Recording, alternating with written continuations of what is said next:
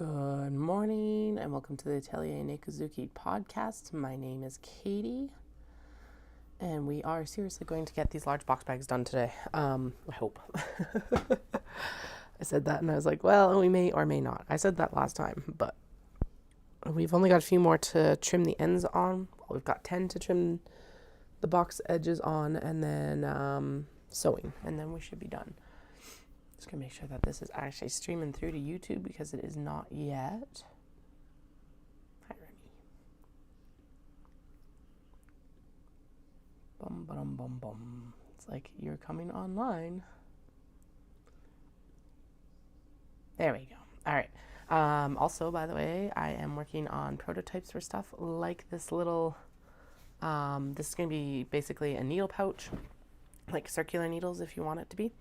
And yeah, so you can like tuck them in here. There are going to be two things that I gotta change. One, we cannot use this directional of a print. This is extremely directional. And so what ended up happening is like this ended up in a spot where I don't want it. Hi bud, how are you? Yeah, you want to come star in the show today? You're always the star.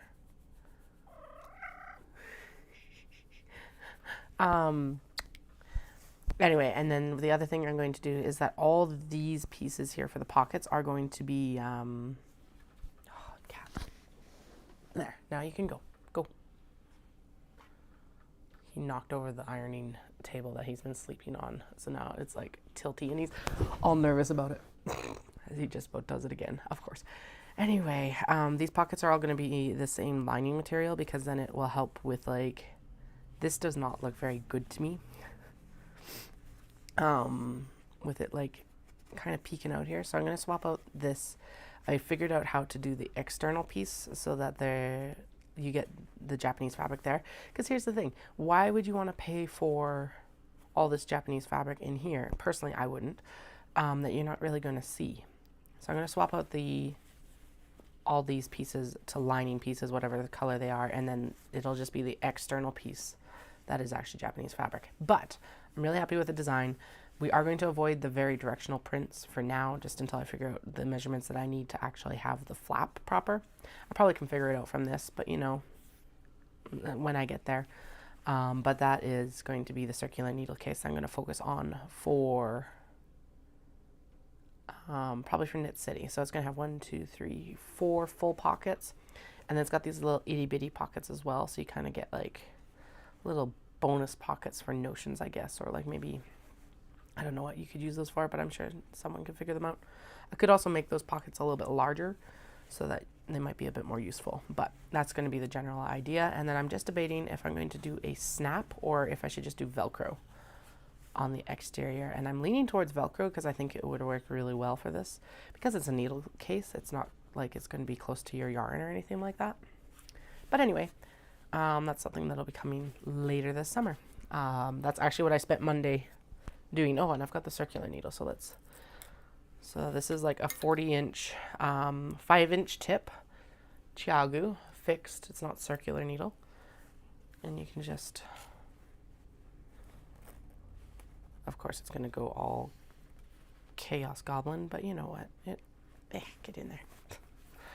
Oh my goodness. That's the needle, not the case, I think. Let's see here. Yeah, so there we go. So it holds the needle really, really, really nicely. I guess I could actually. And so basically you could fit 3 different sizes in here or 4 different sizes, or you could do like multiple needles in the same case. I'm debating if I should actually put tabs. Maybe I should put a tab here, or you could like write the size that you want on each pocket right in here as well, especially if it's not Japanese fabric. Actually, that's another argument for it not to be Japanese. Anyway, sky's the limit for you there. Why I prototyped that is because it's been on my brain for quite a while. That's why I ended up doing it on Monday. And then I also cut the next embroidery bag just to see if I can get it sorted out, because I got informed that there will be actually an embroidery hand stitching conference in Calgary next year. So I want to make sure that I have those options available then. What I've decided is I'm going to do the foldy fold one for smaller bags, and then, so it's going to be like that accordion pouch. And then I'm going to do a vinyl front pouch for the larger ones, mostly because the amount of fabric that it starts to take up for the larger ones, it becomes quite restrictive. So anyway, that's something that I will work on over the summer as well. And then, yeah, so right now we're working on straightforward knitting bags or large box bags. You can use them for whatever you like. Obviously my main market is knitters, but we have these last 30 or so, just over 30 to complete. Oh my goodness. That is not a snotty nose. It's just like, but it's just dripping. Of course. Anyway, words are not my friend apparently today. Yeah, we got these to finish because I have the pop-up still with Ancient Arts Yarns on Saturday, April 13th, and I want to get these done because a lot of them are still the floral prints, and it is a Hanami event. Getting very excited for that. There'll be like, Caroline's going to do a dye studio tour, I think at noon, and then one of the other vendors is going to do a punch needle demonstration, and so it's just going to be like a fun party. It's going to be, it's a florist, me, Caroline, obviously, because she is also the host. And then an artisan out of Calgary that does like goods in like the Japanese style. She's a Japanese artisan. Yeah, there we go. But they're all tagged in my Instagram account, so that is the best way to go find out more about them all. All right, there we go. So right now we're just going to go through and mark all of the box edges that we need to cut. And then we'll be going in and cutting them all. And then we'll be going in and we're going to be sewing and wrapping these up. So we're going to sew the box edges and then handles into the box edges.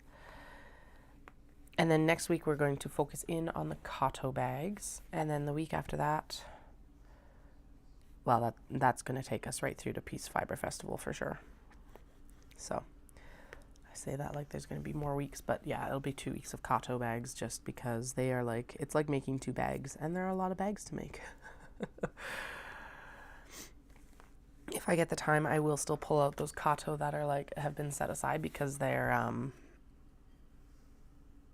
webbing didn't get set properly. I do also need to make some more straps because surprisingly the straps sold really well at Shindig for the Kato bag, so I need to make some more webbing straps before we head up to Dawson Creek. Excuse me. Oh my goodness. Okay, I'm gonna have to go get a tissue for my nose because this is actually ridiculous.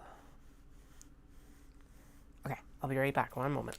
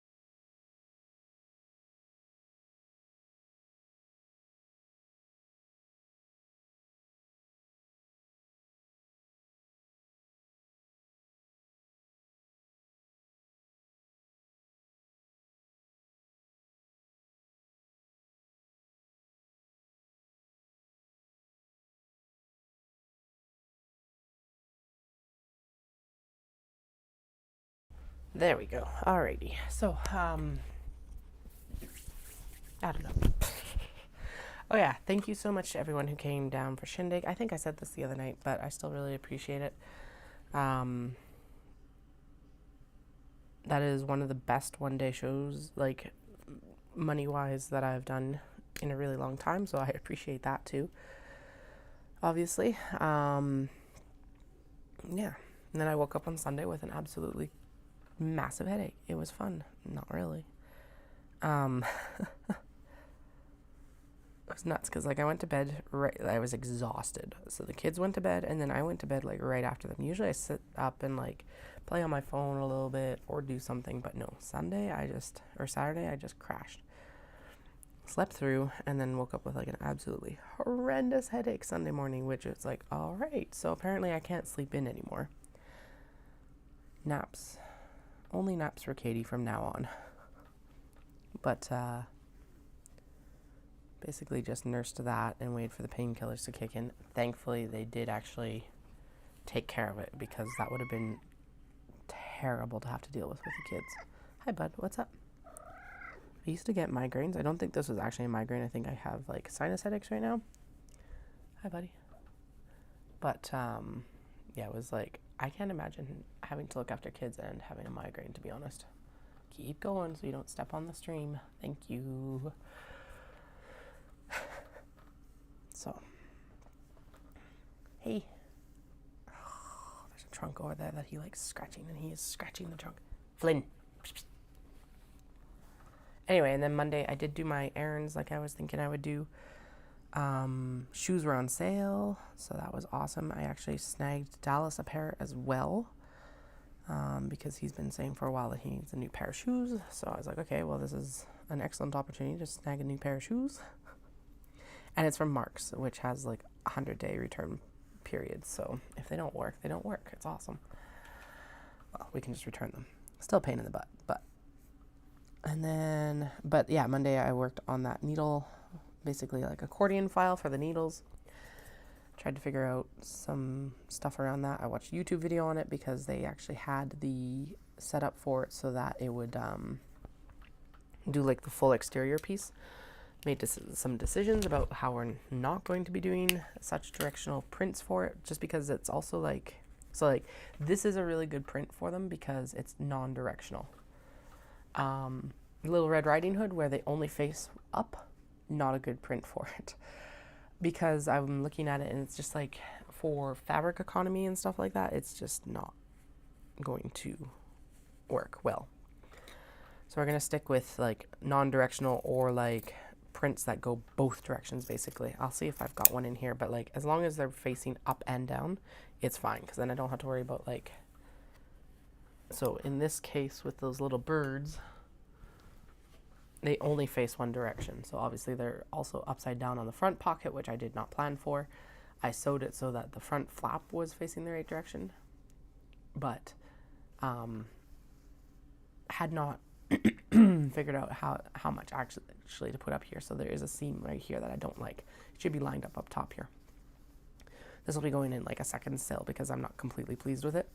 But it did help make the decisions of like, yeah, we'll be doing, so if these birds were also facing, like flip it 180 and this direction, I'm fine with that. So that's the kind of prints that we'll stick with, are facing both directions instead of only standing one direction. It's a lot of mathing that typically doesn't fully work out. So, yeah, so there's stuff like that I figured out with that. So, and kind of got it off of out of my brain space, which is the other big thing, because it was getting distracting. And I'm like, okay, so if I do this, then that'll get it mostly out of my brain space. I still have to do the embroidery bag. If I have time, I'm going to do it today. Basically today I am working until noon, and then we are going and doing our workouts. So, because I am well enough to finally go back to like running and the gym after 3 weeks.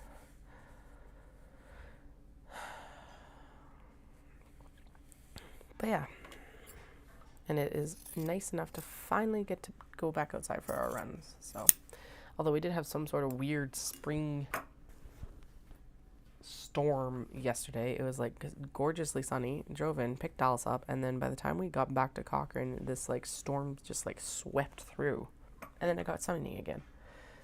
It was wild. It did smell like spring finally though, because what was falling was kind of like rainy hail or snowy rain. It wasn't sleet, but it also wasn't hail. It was like right in between like hail and rain, I guess might be the best description. But It's gone. All of it is also melted away, so now we'll go outside and run.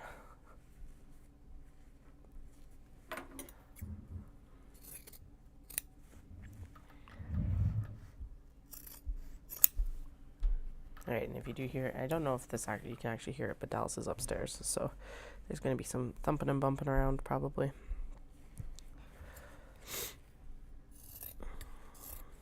Hanami event is coming up with Ancient Arts Yarn this weekend.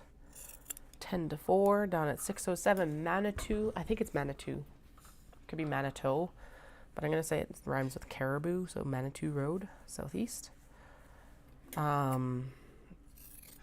Here's me and Caroline with Ancient Arts. She's got some special colorways actually set up for the event, or is launching special colorways for the event. And then there's me, and I'm focusing in obviously on some of these floral prints. There is another Japanese artisan, and then there's actually going to be a florist as well, which is going to be a lot of fun. So, and there'll be snacks and dye studio tours, all of that. So, full details are through Ancient Arts Yarns. It's 10 to 4, 607 Manitou Road. It's right across basically from Shaw GMC, if you're familiar with that, where that is in Calgary. And then if you are unable to join me there, but are in BC or able to access northern BC, I'll be in Dawson Creek on April... Oh, shoot. Okay, good. I caught the bag below this with that cut, but it was within its lines, so we're good. I'll be in Dawson Creek April 28th, and then I will be posting all of the stuff that we're working on right now for an update in mid-May. After we're done these bags, or at least done that run, we're going to focus in for a couple weeks on obi and kimono bags, so that I've got some stock for the kimono market that the CJCA is hosting. So we'll see what happens there.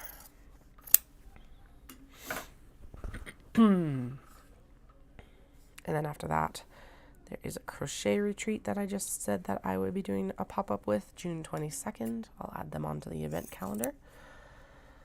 It's a retreat that actually, I think they said that they still have some space for attendees, but they're also going to open up the market afterwards to a wider audience as well. And then after that is not Omatsuri. I don't know if I'll be doing Omatsuri this year now. They've changed some of their guidelines, and there's some discussion going on right now. So I may or may not be doing that. And then, however, there is Knit City. Whatever the days that is. Mid-August. August 16th to 17th.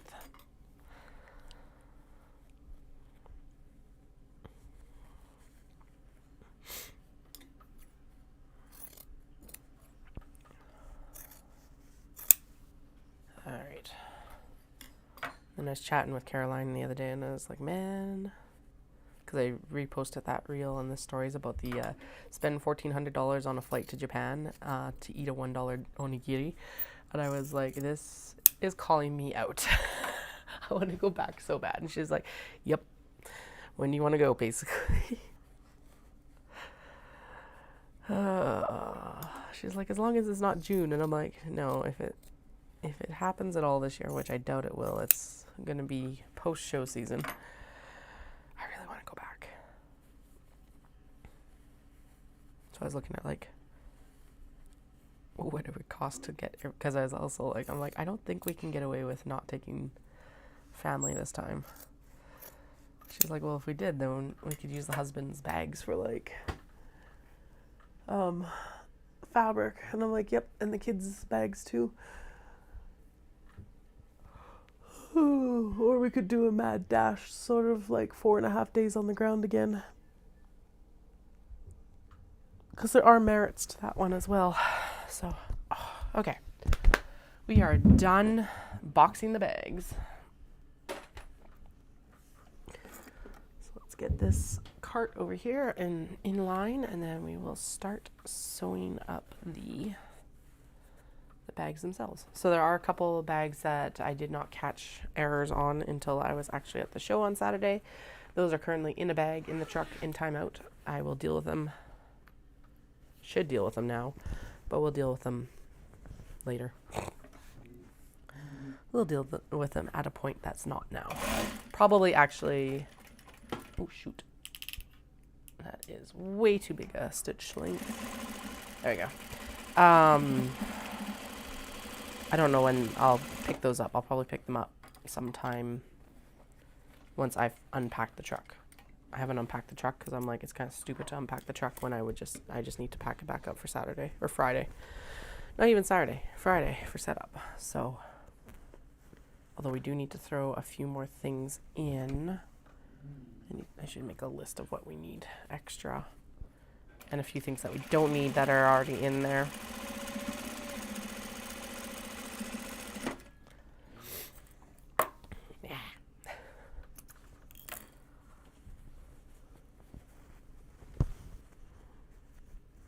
Also, I totally got that tray for like the wristlets because I'm like, oh, this will look so good. It does not. But what it did work amazing for is the brooches. So they finally got a good display spot. I was like, okay, that's acceptable because basically it kind of like angles all of them so you can see them better. Did it sell more brooches? No, actually. But they're not like an impulse purchase as much. I don't know many people like brooches are kind of one of those things where it's like if you wear them, you wear them, and if you don't, you don't, sort of thing. It feels like. Although realistically, I don't know why I did that one. I should have done the exterior. Anyway, I don't know. Like you could put them on a knitting bag or whatever as well if you really wanted to. So, be super cute.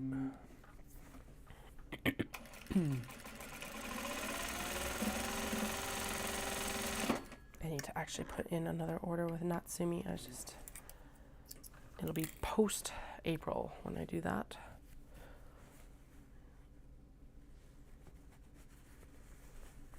And, oh right, I still need to put a lining order in. I was like trying to figure out what I was going to use for a lining for these bird bags because I still want them to be able to be seconds. I know they're not going to be like first line items right now because like I'm still experimenting obviously. But I was like, they still need to be saleable at some level. But yeah, I need white lining because we used up all the white lining. I was like, no. But I still need to put that order in. Actually, part of it is I needed to look at what I have for. Oh, actually, we'll wait until after pockets. Because here's the thing, I'm not cutting more lining fabric until at least after piece fiber. So really, it's not a big rush. I will cut all the pockets I need to do for the Kato bags and then figure out if I need to order more pocket fabric. That is actually a more sane, not like any, that's a more sane plan is what I was going to say. Not that any of this is really sane necessarily. It's all creative chaos. 100%. It does mean that I can order my the foam for the book sleeves though, which is exciting here soon. Because I also want it for, what else did I need it for? I was figuring out that I needed it for something else. Can't remember. Actually, I wonder how that would work for the, like what am I doing now? Finished a large box bag and I'm like, where does it go? I wasn't just doing this all last week. Holy, all right. Apparently I might have needed more of a break than I had on Monday. Oh. Anyway, there was something else I needed foam for and now I can't remember what it was. I think it was like the little, so basically I'm going to do embroidery bags and then I'm also going to add in a little like embroidery or like hand stitching folder. It's really cute, but it does need foam and I understand why it needs foam. But now I'm wondering if with that, if it would actually work instead of the stiffer interfacing that I used in the eyeglass cases last year. If doing a fusible foam in there would work as well or better in some ways. So I'll get some and we'll experiment with that, because I do need to restock on the eyeglass cases as well, because they got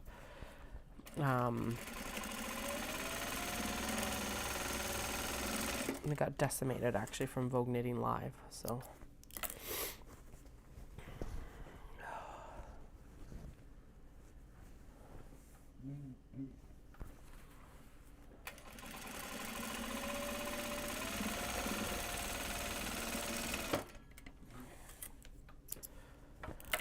all right, now I don't think this is very directional, so we're just gonna pop it in and hope for the best. That looks good.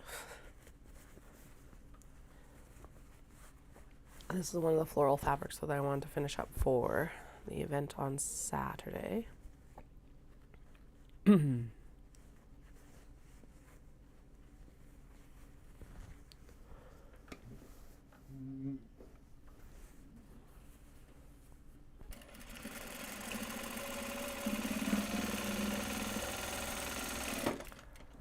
Go.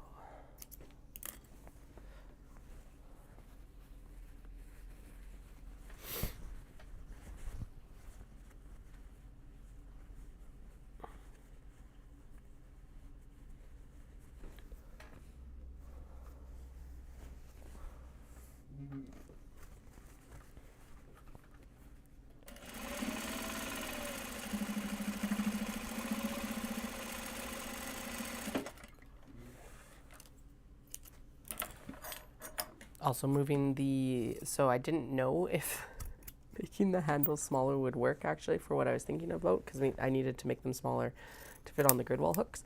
It worked. It actually, like, they're still a little bit large for the hook, but not so large that they're falling off constantly. So that was the goal, is that they weren't like just spontaneously jumping off the display.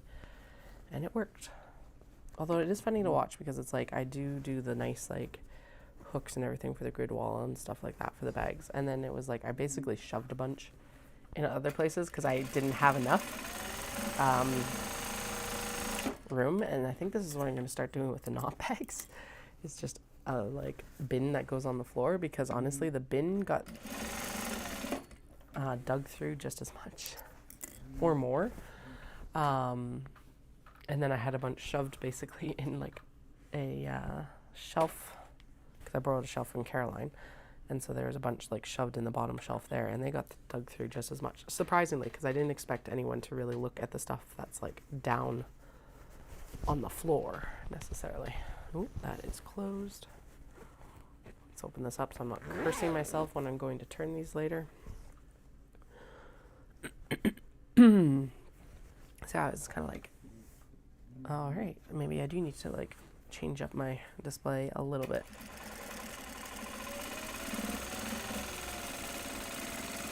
I will definitely be doing a larger booth whenever I do Shindig, and I did email Piece Fibre and I was like, Sue, I just realized that I need a bigger booth here.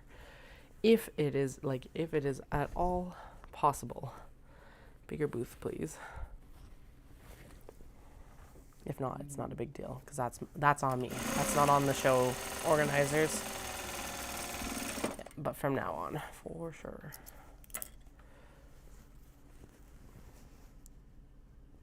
And that's not just like, that is a little bit of a brag of like my booth was like full up, but it's also not good, because it means that people just skip over the booth, because if you can't get into it, what's the point? And then you lose out on those potential for sales. So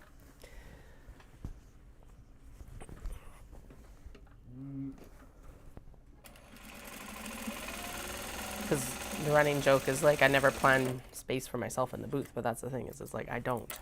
And it's a good thing sometimes, because otherwise there's no space for other people. And I like being able to float around in the booth and like have conversations and not be in people's way consistently either, rather than just like tucked back in a corner being like do do do do do. I can only yell at you from across diagonally. So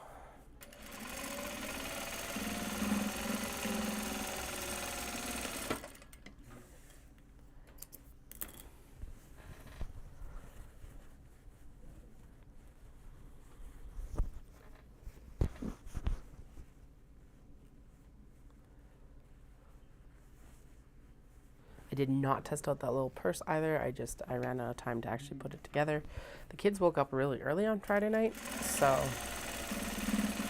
they actually woke up right as I was like, so I finished the bags, stuffed them, and then got them stuffed in a bag so you could take them. And then the kids woke up early enough that like it was actually disruptive to me packing up the rest of the basement. So I just kind of ran out of time. They thankfully went back to sleep, but because I was like, I don't want to have to do this in the morning because I'll forget something.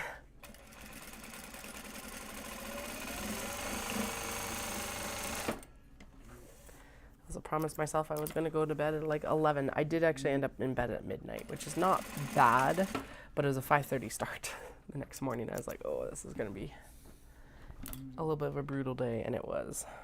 So, yay.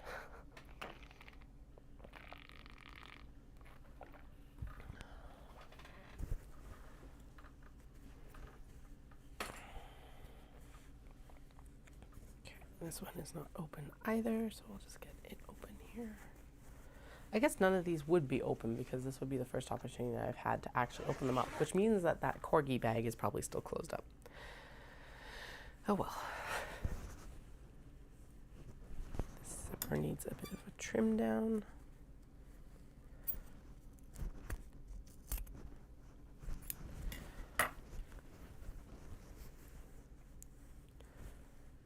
Figure these crochet florals will be really good for like, well, it's a floral pattern as well, basically.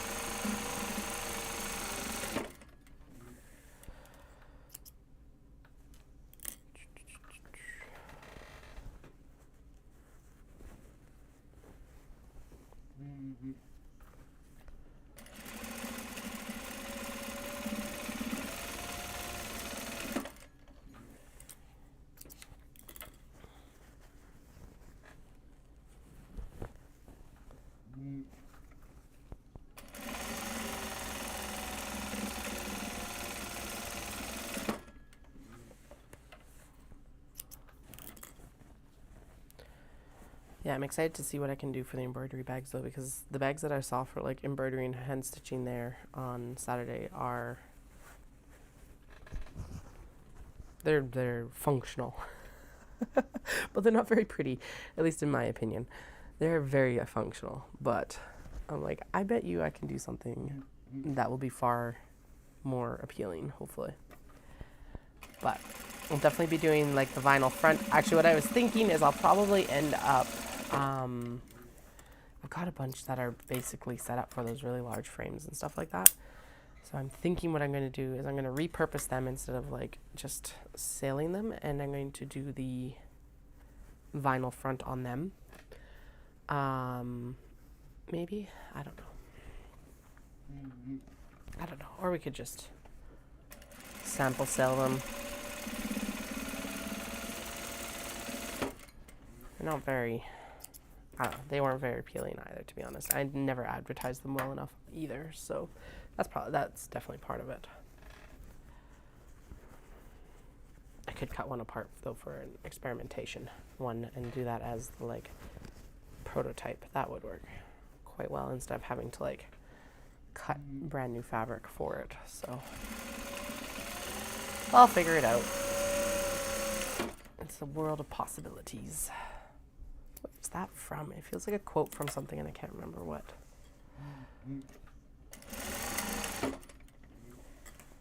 Oops. I think I broke the bobbin thread there or ran out. Not 100% sure. Broke it. Ran my thread over just a little bit too much. There we go. Okay, my next bobbin is prepped already because we are getting low actually.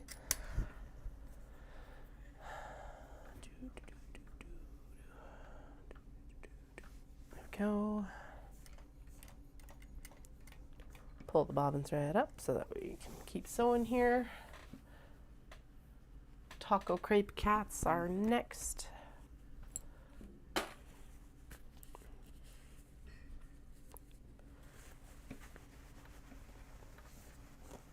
Okay, where's the zipper pull? Here it is. At the top, of course. There we go. And then we'll pop the... This guy is adorable. Okay. That is definitely the side, though. That's going to go in here. And then we'll try and shuffle that along so that that gray guy is seen when it gets sewn in. It looks like that's probably a good spot for it then. There we go.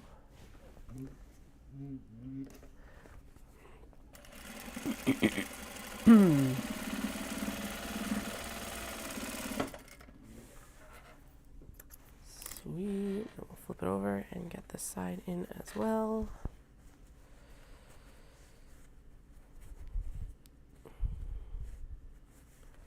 And then yeah, I will be focusing more in on the reversible drawstring bags here coming up. And this little vinyl pouch that I want to do that has like a wristlet component to it. That's really cute. So I'll be doing those here as well. Although I think the vinyl wristlet pouch, I want to try and do a double zipper. So that's going to be the experimentation for the next one, is doing a double zipper, which will also make the pouch feel a little bit more,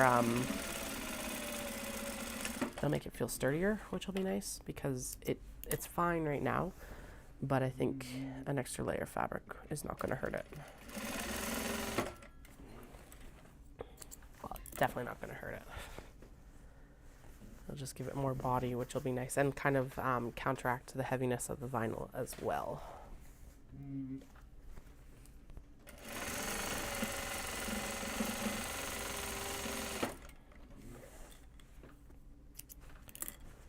Go.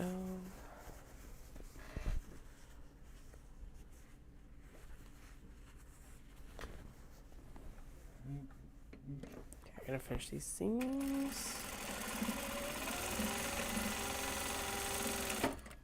Alright, so I am enjoying the fact that the tags for most of these ones are already sewn in, because now I can just I don't have to think about it. The only thing I have to think about installing is the handle, which is actually pretty awesome.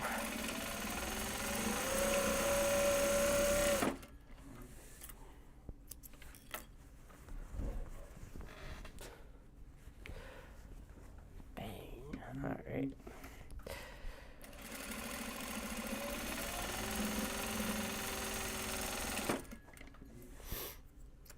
Okay, I need to blow my nose in. I'll be right back. I'm just going to mute the mic so you don't have to listen to that, because it's gross. And actually, I'm going to put myself on BRB even.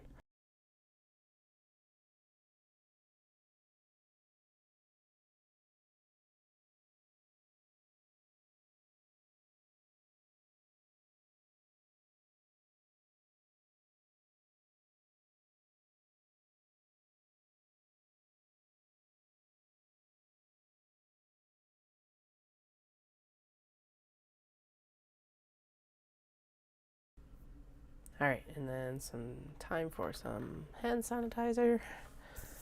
And then we've got 1, 2, 3, 4, 5. Got, I don't know, about 35 bags left probably, because I think there's a pile.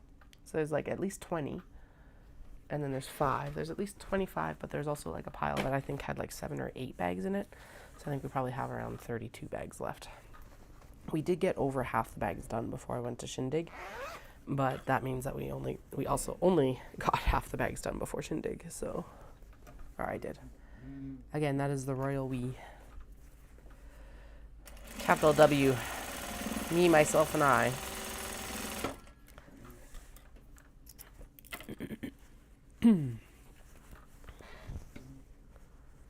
Although my eldest would be super into helping me, it's like, you can't help yet because your little fingers, you will stick your little fingers under the sewing machine needle. Scary enough for me. So they helped turn some of the bags this time, which was also helpful. The attention span is age appropriate. It just means that it's not very long. So,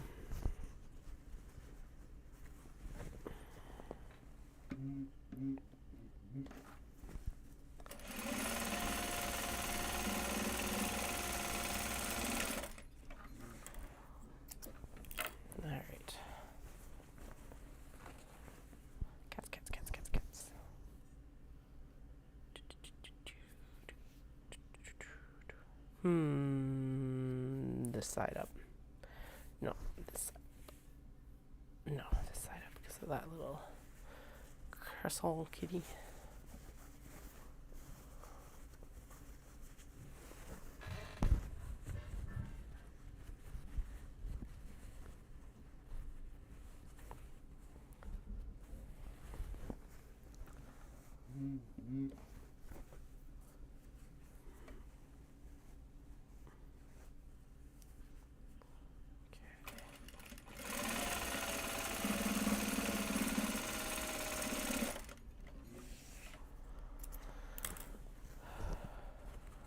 Also, if you're a Run Disney person, we are Run Disney people now.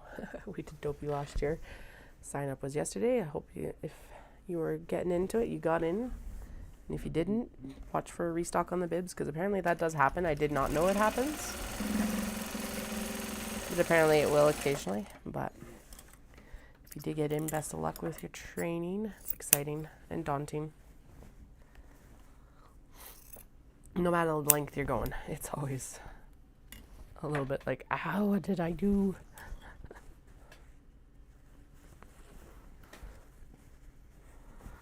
Currently, I've got a long run on Friday. I've got 2 more long runs, and then I'm going to do a taper for my half marathon. I don't actually know if you're supposed to taper for a half marathon, but the thing about it is that the study, which is the place that there we're at a bobbin thread. Place I go for like spin and yoga and all of that. They do a 30-day challenge in May, or 30 classes in May challenge, because you can double up. So I'm going to do that as like the taper for my half. Because last time I did that, I got like a PB on my 10.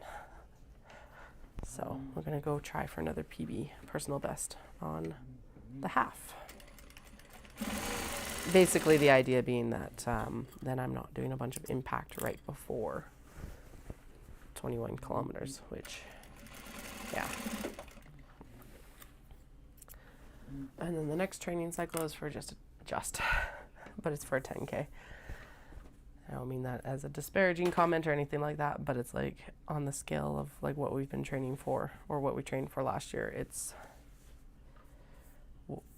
personally not as daunting anymore. Half marathon and up is still quite a bit. Actually, I found out that the Disney conversion for what they use for approximates is based on a Macmillan conversion or something like that. And it was like, so if you want a 5-hour marathon, your half marathon time has to be around 2:22. So I'm like, okay, well, that gives me a good goal, because their proof of time for Disney right now is 2.5 hours for a half marathon, and that'll place you in a different corral for start times.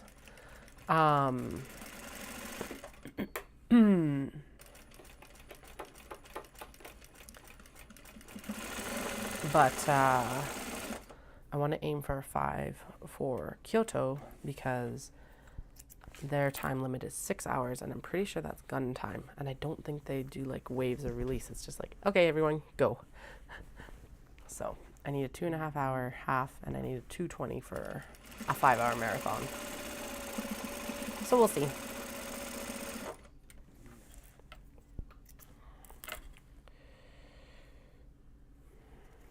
I can tell that there is a weather change happening, because my head is again not happy.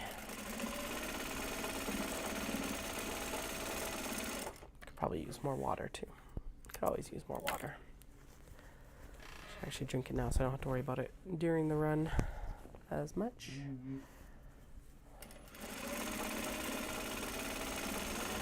Anyway, the goal for Calgary is I want a 3-hour-ish half. Between 3 and 3:15, because Fernie was 3:20, and then Calgary let me drink some water and then I'll tell the story. I might actually need to go get some Tylenol. Anyway, and then during Disney, the half actually got cut down to like 7 miles because there were storms in the area. And kudos to Disney for doing that, because honestly, they did it so fast. They decided like the night before and then like modified the course. And we went and did the course and got off like as we were walking back to the monorail to get back to our resort. They basically shut everything down. It was all closed up. And it poured rain like very rapidly after that. So kudos again, because running in a thunderstorm is not safe. And leaving it to the last minute as well, because of course it's not just the runners that they go get off the course, it's all the support crew too. So so I don't know what my half time would have been for the Dopey Challenge, but during the marathon I ended up with a 3:10 half. So what I wanted to attempt is a 3 hour, between 3 and 3:15 for Calgary. Because here's the thing is that I've been training a lot longer since Fernie. The course should be easier in Calgary. It won't be trail running, at least it's a road race, which is a big difference. And hopefully the weather's good. Not too hot, not too cold. It's the end of May, so it should be good.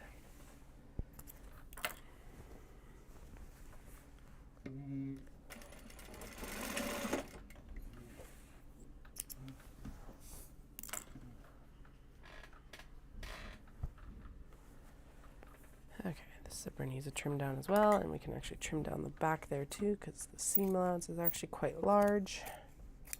Okay.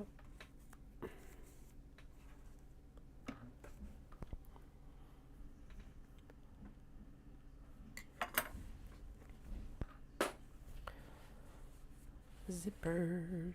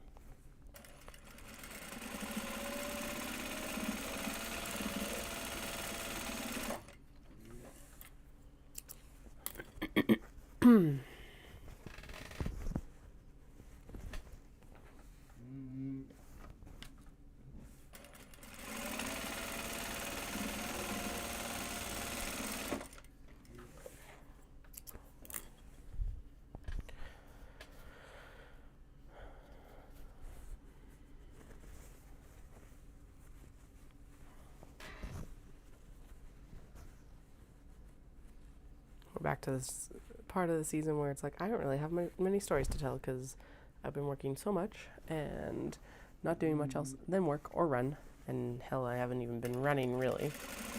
I did get out onto the treadmill for my run on Monday, so that was good. Yeah, it's just kind of the slow season or in the busy season. It's like slow personal life season. There we go. Also just like in that ramp up to summer too, and it's like just waiting on some better weather for all of the things.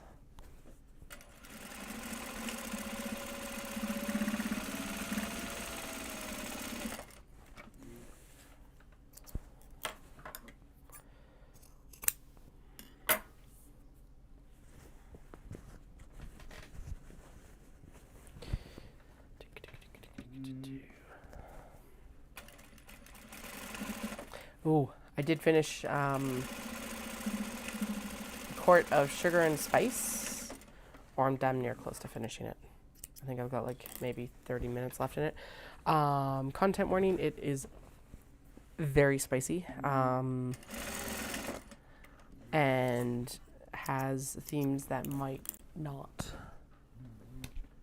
I did not hear a trigger warning for it at the beginning, but it probably should have a trigger warning. If you want to hear about them, I'm happy to like let you know in a DM or something like that. If it's something that you think you might be interested in. It's a spicy retelling of the Nutcracker.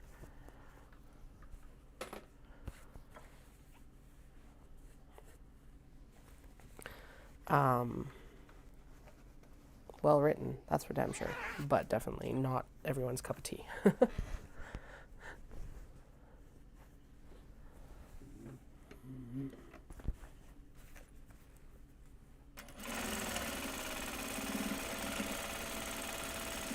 I don't remember who the author is though, but what else? Oh, and I did finish A Darker Shade of Magic. That one is not spicy, but it is definitely an adult book, or like older teens, just for the themes that are like, what is going on with my phone? This time the video even on my phone stopped. What the hell? Start. Why? Okay. Apparently it might be time to like take it into the shop. Okay, 1 second. Let's get this. Leave. Allow.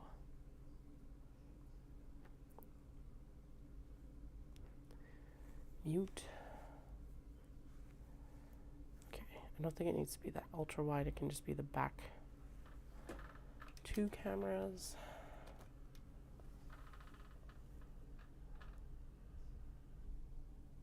Did I just manage? I think I just managed to close it. All right. 1 moment. Let me mess around with the tech here, apparently. What happened? Totally ended up closing the window completely. No.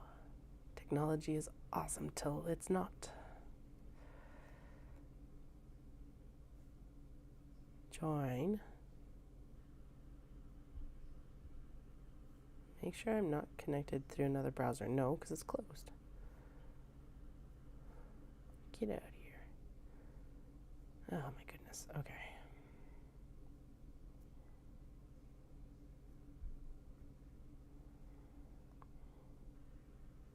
Alright, if this doesn't work, then I'm just going to go to face cam.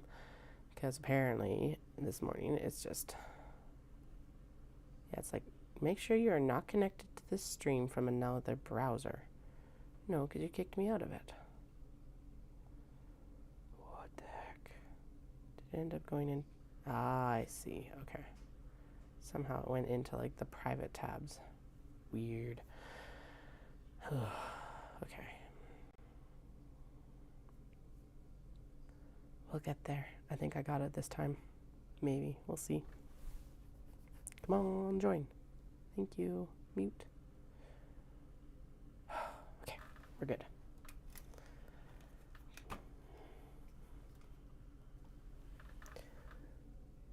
I promise the collab cam is coming back. And we're also going to zoom in a little bit because you don't need to be quite this far back. There we go. Now you can focus more in on the machine. Yeah.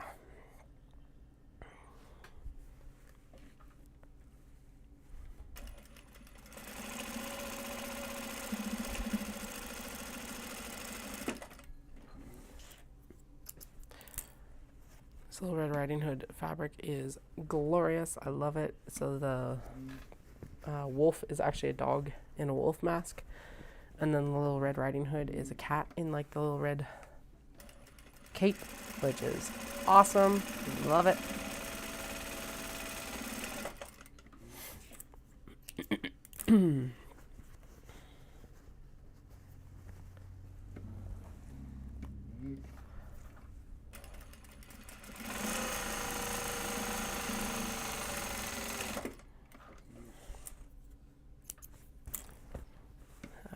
And then we're going to do, and then there's like little woodline creatures and mushrooms and squirrels and pigs, I think. Rabbits, not pigs. So little like woodline creatures in the cabin and all of that. So it's super cute.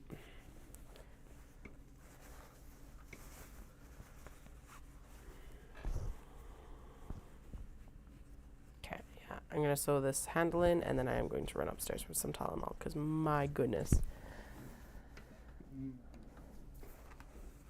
This headache is actually kind of distracting.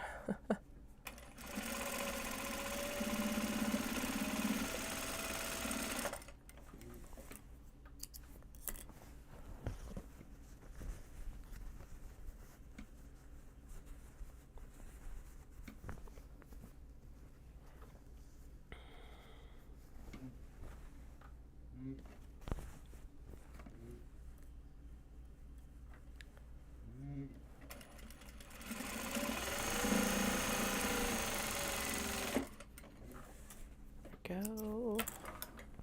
Okay.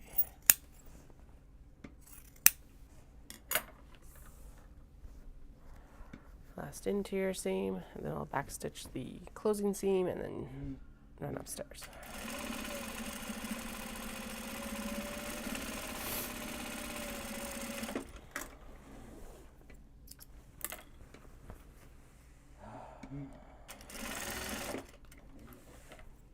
All right. Be right back. Be like 2 minutes probably.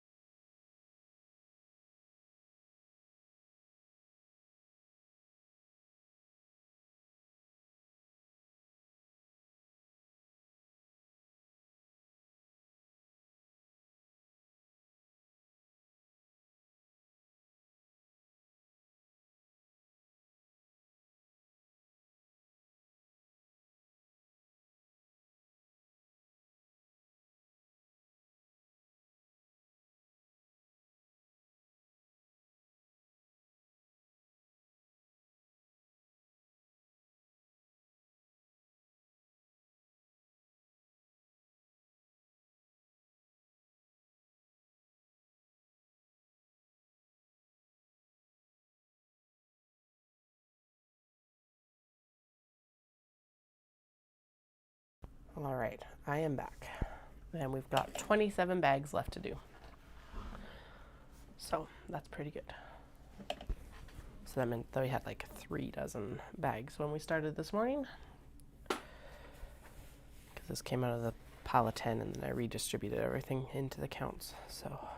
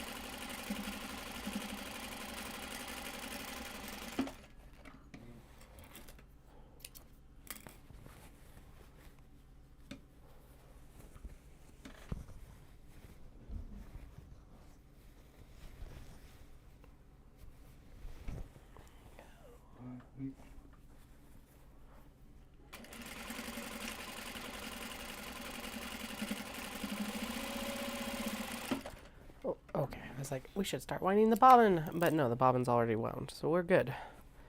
We're good. It's fine. Everything's good. Just had that prickling of like, the bobbin's gonna run out soon, I'm sure. Probably not, but better to like have the next bobbin wound beforehand. Even if it's just partially.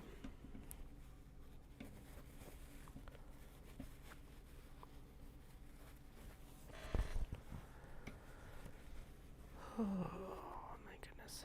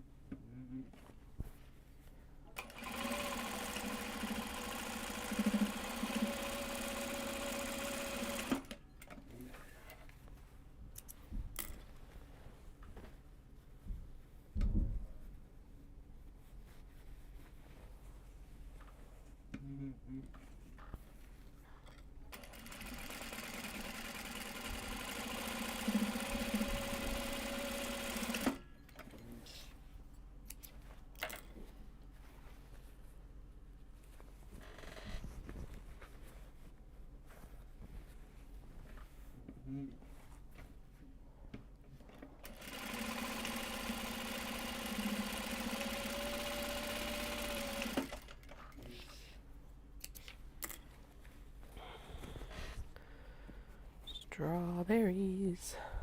It's strawberry sweet fruits, which is adorable for a name for a adorable. I love it.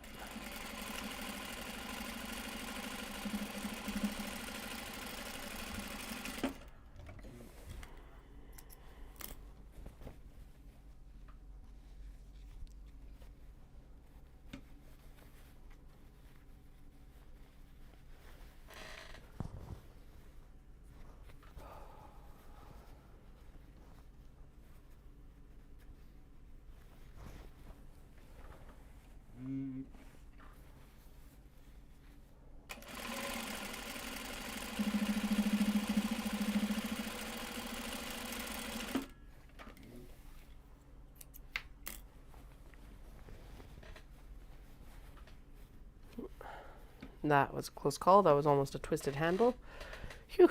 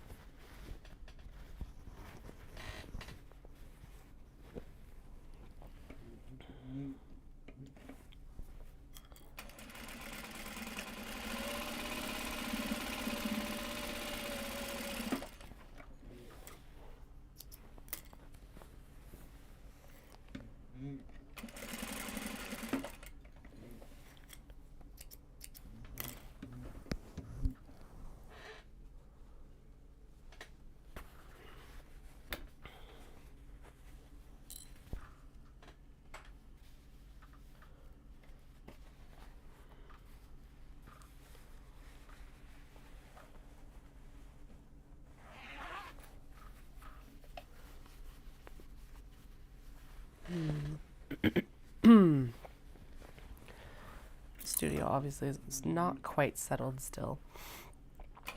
I'm just realizing that I probably should move I was thinking that the little parts bins hanging thing that's across the room should actually be moved over here, because I always have to bring the bins over here anyway, because it's like zip pulls and D-rings and all stuff that has to be sewn into the bag as it is. So it would make more sense for it to be over here. I was avoiding it because I don't want my youngest climbing up on the desk and getting stuff, which was why I left it where it is. But if I put it right here beside, or what will end up being behind the sewing machine, it should be a bit better. I don't know. Eventually they'll stop crawling on desks to get into stuff, right?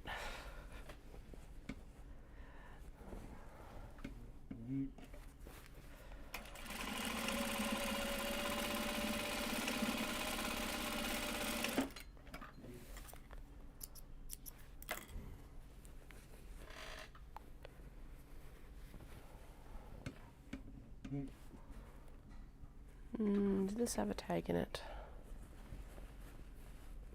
Does not. Okay, so we'll pop one in now.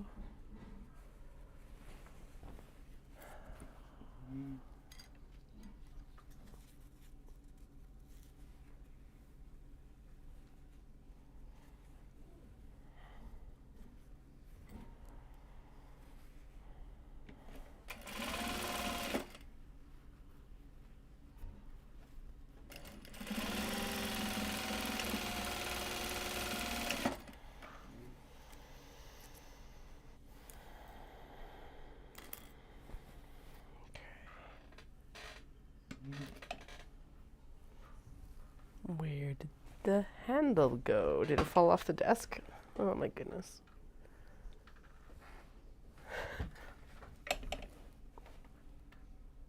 Did I throw it in the bin? Yeah. Instead of just putting the clip in, I also put the... Oh, okay.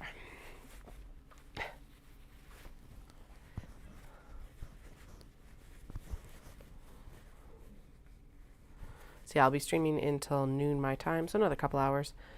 Or when I get these bags finished, whichever comes first, probably the 2-hour mark. And then the next time you see me, I will be in the cutting studio, because we will be going through and getting... Oh, actually, no, that's a lie. You'll still see me at the sewing machine, because the next thing we're going to do is we're going to do the...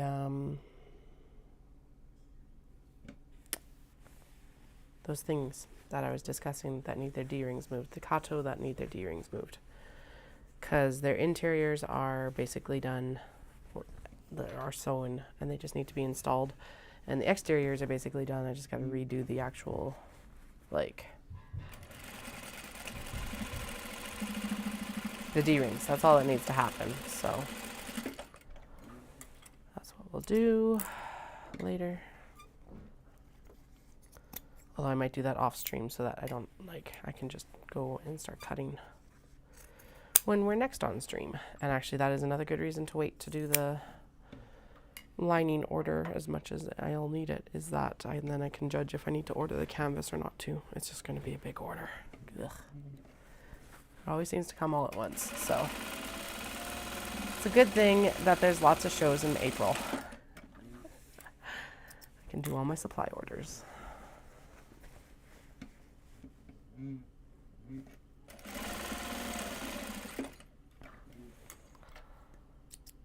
Okay.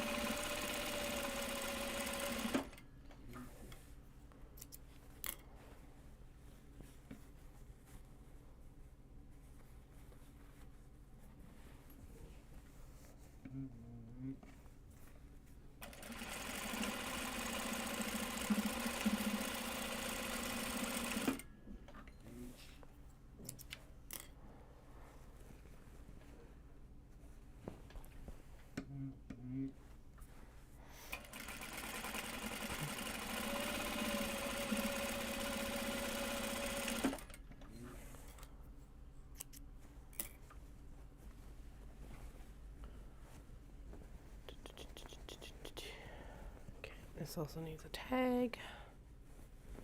Let's put that in at this end.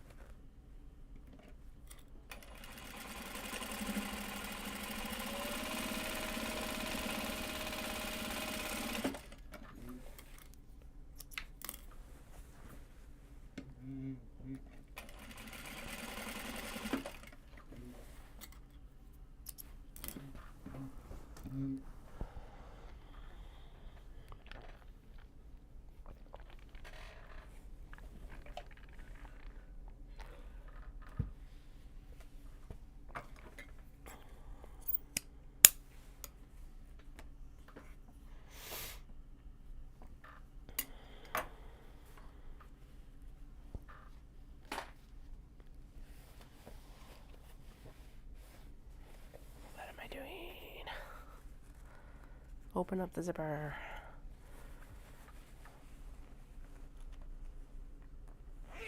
There we go.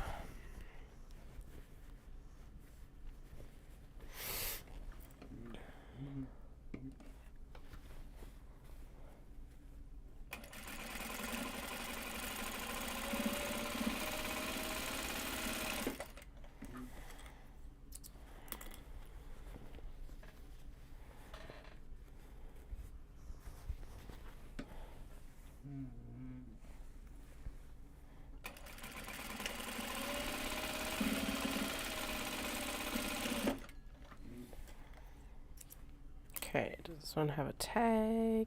No tag. Alright, we'll do it on the other side. No, we'll do it now because then I'm not having to think about it.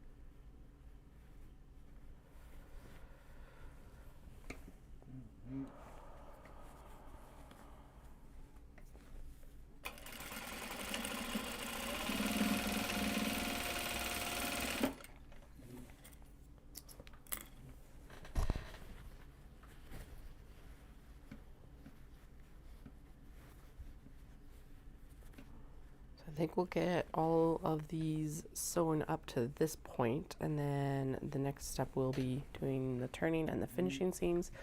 I think that's what's going to get missed until this evening. But I think since Dallas is home, I will come back downstairs after dinner until the kids are in bed, basically. Then we get a chance to hang out after the kids are in bed tonight.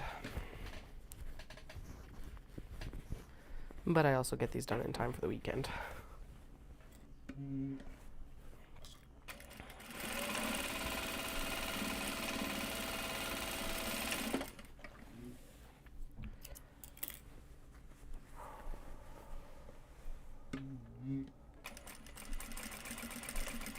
As long as this headache goes away. My goodness. How long ago since I took those meds? It has to have been at least 20 minutes.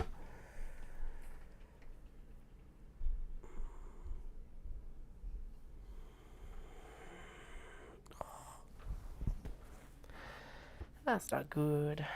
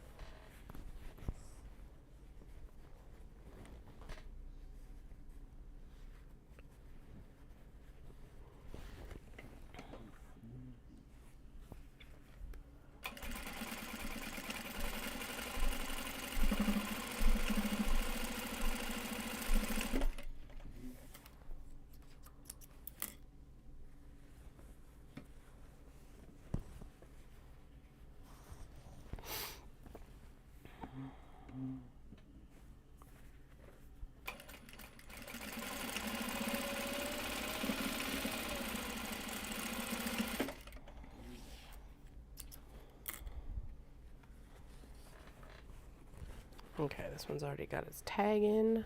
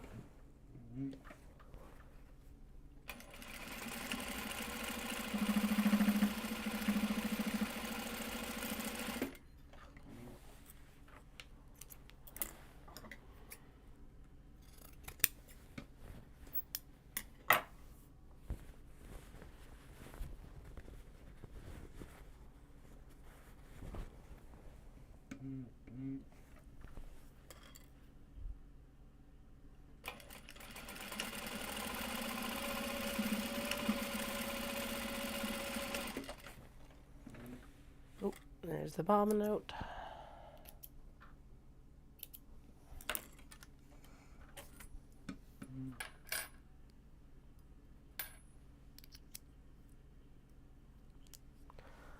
I like how accidentally I ended up not doing most of the floral prints until now. There were still new floral prints for Shindig, but it's like, because I just basically chose, well, I didn't choose anything. I just did random bags to finish for Shindig. But the random selection ended up being mostly non-floral. So hey, it works out in our favor for Hanami, so that's good.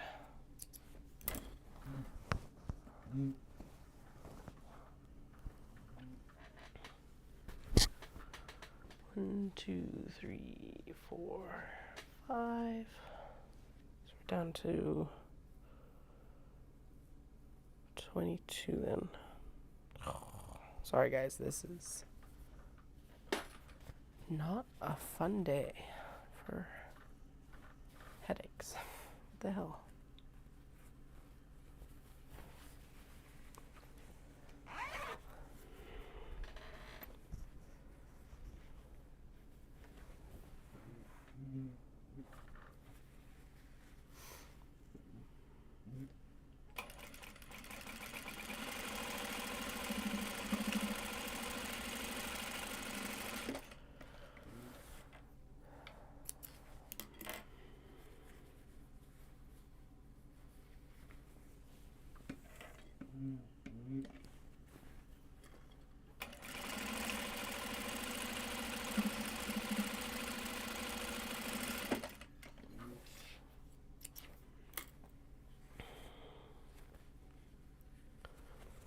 Tag's already in this one, so we just get to sew the box edges.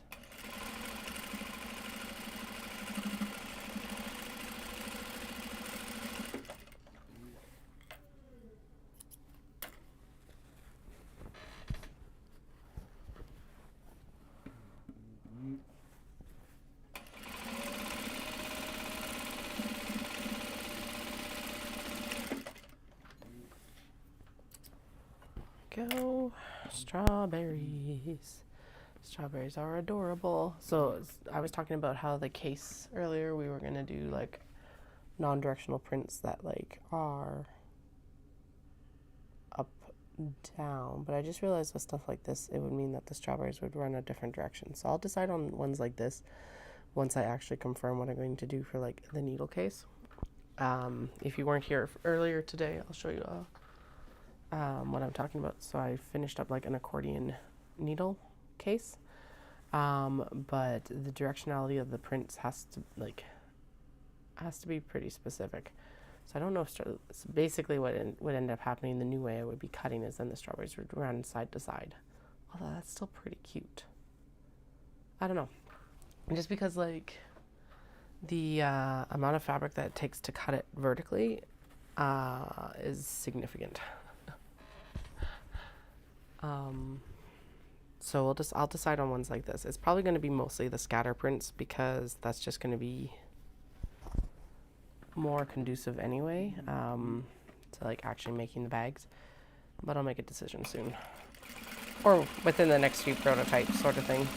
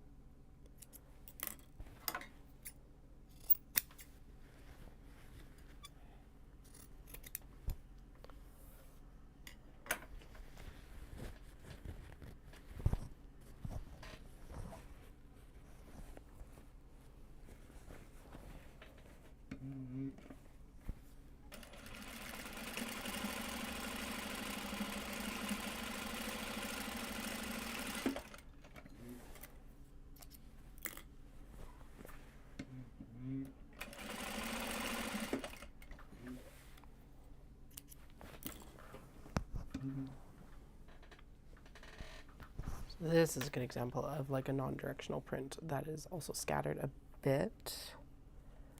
So I guess it would, no, you could do it that way. It would be fine. I'm like, wait, it's not really, it's kind of up and down too, but nah, it's good enough. So you'd be able to do a cut. So if the selvage is like this, you're able to do a cut this way without it being like super, then your lines run the right direction. There we go. I think that's what I'm trying to get at. I'm not 100% sure what I'm rambling on about right now, but it'll make more sense once I actually start making more of those accordion pouches. I hope. It makes sense to me, and since I make the rules for this right now, that's really the only person it matters for. Oh.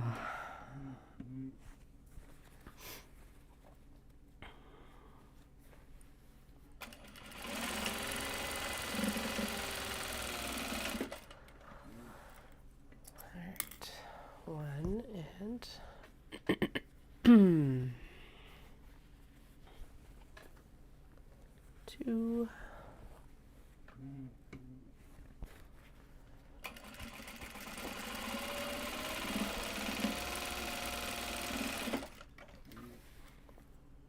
Oh yeah, we need to wind the next bobbin. So I'll start that here when I start this guy.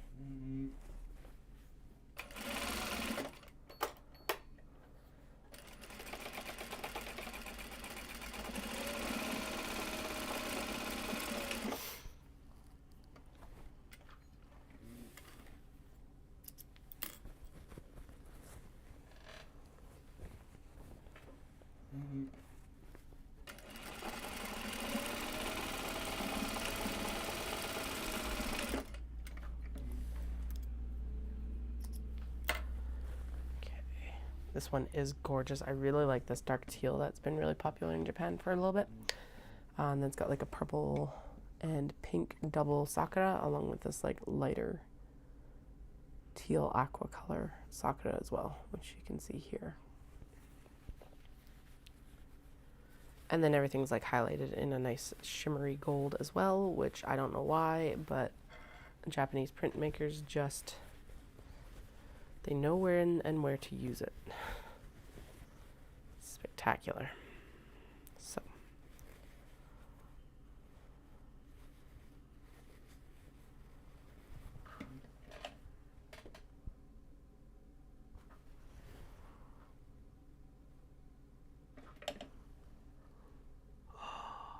I just realized an easy way to fix one of the bags that I messed up. So, 1 second, I'm going to put the handle in and then I'm going to grab it. At least I think I know how to fix it. If I mess it up, it's okay. It can be swapped out later exactly how I'm thinking it would be right now, but I think I know how to do it in like a cheat fashion. Okay, get this one done.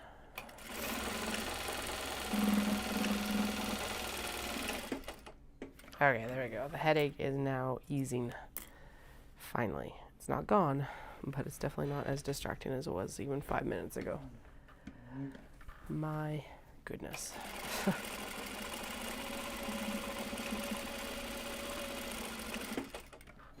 Now I'm ready for a nap.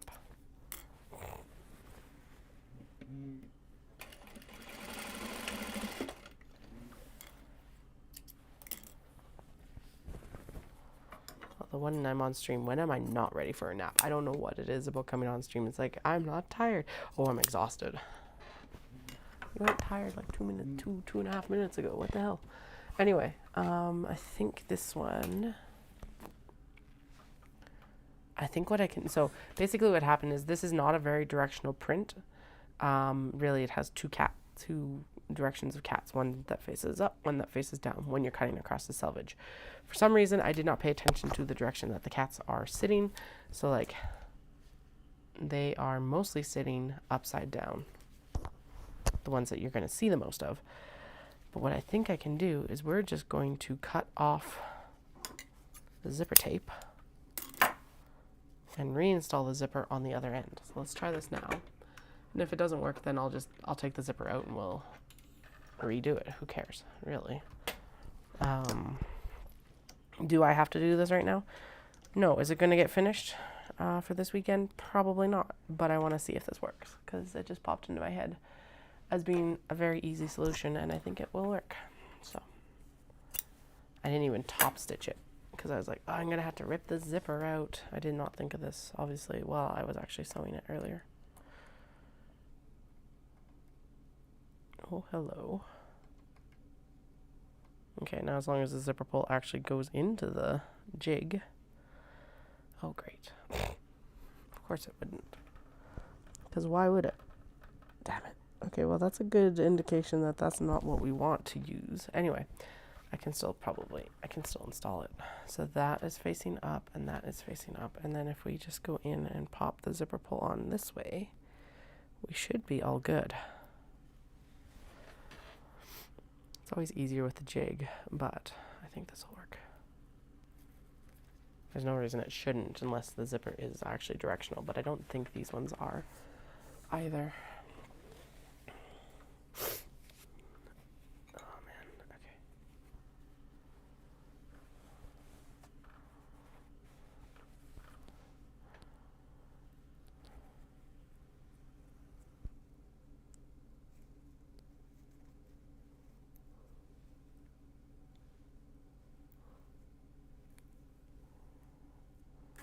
Haha, we did it.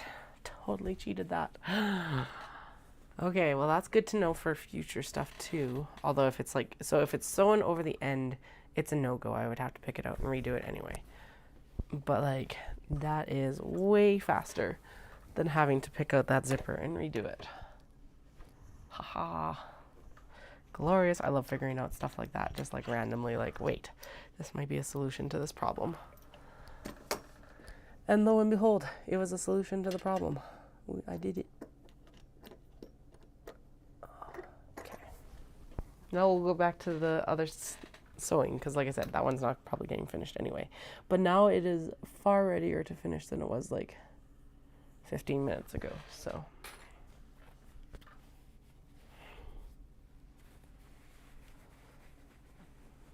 Wish I had thought of that actually while we were sewing the bags, because if I had thought of it then, I would have actually been able, I would have finished it.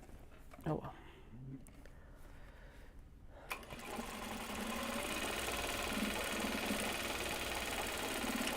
Now it can be a summer finish.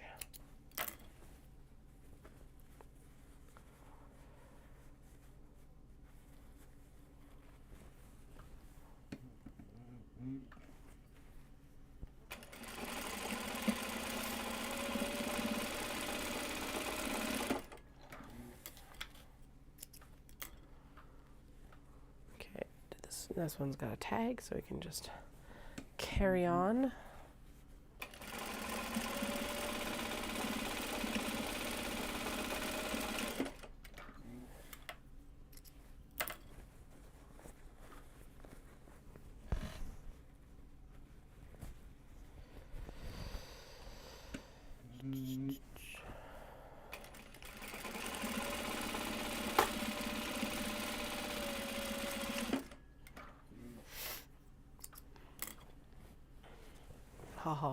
These like Sakura bunnies. I'm sad that the Sakura bunnies did not make it into the random one. Look at these Sakura on here. They are gorgeous. And then there's little purple ones too. And then there's bunnies. And like, oh, it's just so good. So good. So like, perfect for Hanami this weekend. And actually, it's starting to feel like spring in Calgary area, which is like key to Hanami, basically, because that was the biggest thing that I noticed actually when I was on exchange there, was that not even when I was on exchange, when I was there with Dallas, because like the forecast said that it was supposed to be mid-teens for the full time we were there, basically. And it's like, okay, cool, like that is here really warm, especially when it's like just cloudy or sunny or whatever. But the problem was it was raining, and so it was actually very bitter up until the cherry blossoms bloomed. And then it did this whole shift to like really nice to be outside and everything like that. So like that was my big takeaway from Hanami, and why it's such a big deal, even more than the fact that cherry blossoms are gorgeous, is that it's that like very visible shift from winter to spring in Japan. Anyway, my thoughts as a foreigner, having experienced Hanami in Japan a couple times.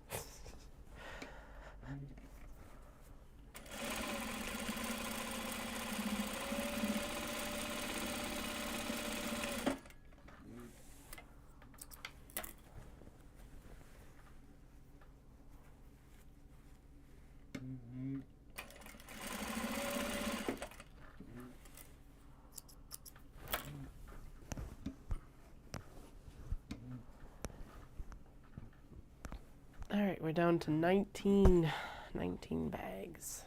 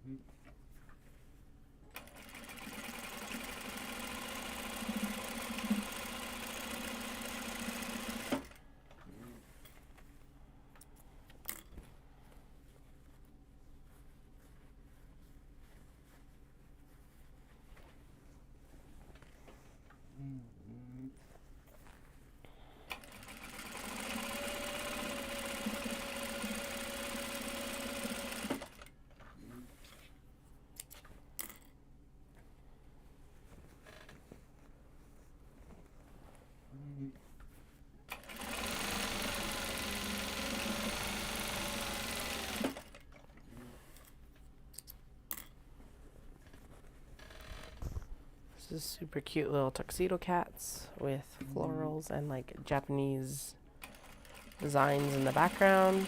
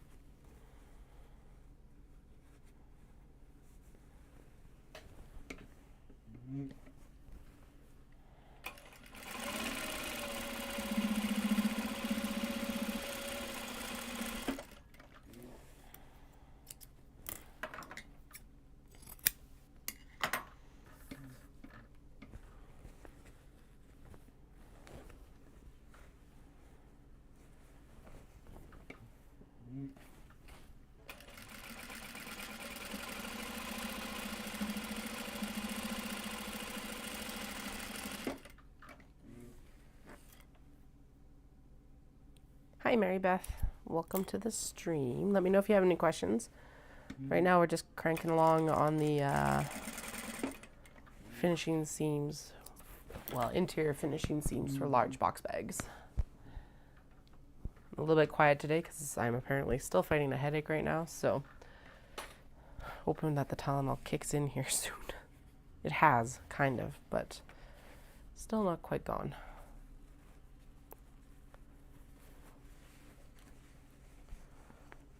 And if you're new to the stream, all the fabrics are from Japan. I go over and I source them there in Kyoto and Tokyo. And then I come back and I make everything in my studio. And I'm just outside Calgary, Alberta. Basically in the foothills of the Canadian Rockies.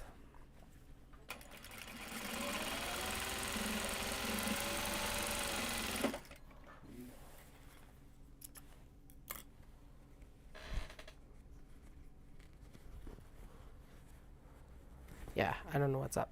So I'm finally feeling a little bit better than I have been for the past few weeks. But of course, this is like, of course, it's sticking around a little bit somehow.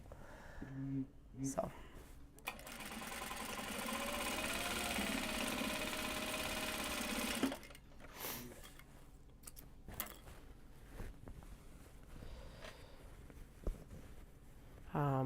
I'm currently prepping for a pop-up with Ancient Arts Yarn if you are in the Calgary area. We're having a Hanami event this weekend, so I'm trying to get the like spring floral prints wrapped up for that event. Oh, we ran out of bobbin thread. All right. Oh, or the bobbin thread just broke. Lovely. Fantastic. It's like loose. What the hell? All right. Well, we'll reset that bobbin here.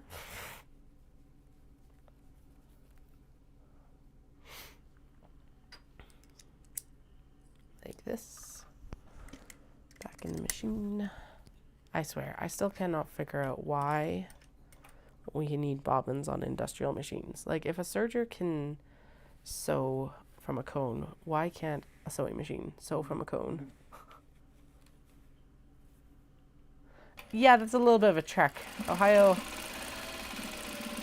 is a flying destination for me, not a driving destination. I've been out a couple times, though, because TNNA used to be in Ohio, so we've been in Columbus and Cleveland, actually. Which has been super interesting.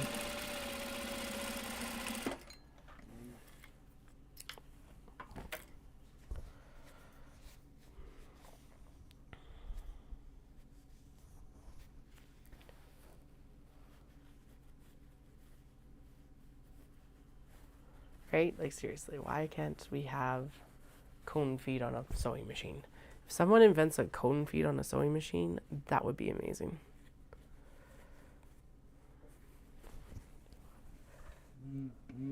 Anyway, are you a knitter or crocheter or quilter or other craft item? I always love hearing what people actually do. So most of the time I'm working on these bags for like knitters and crocheters, but realistically you can use it for anything you can think of.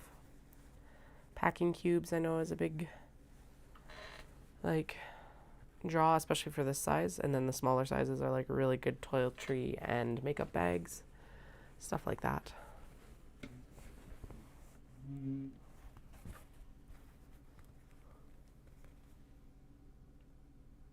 Sweet. There's so many things I want to do, and then I'm like, I don't have time for another hobby right now. We got 2 toddlers, so it's a little bit like this and then them, and that's it.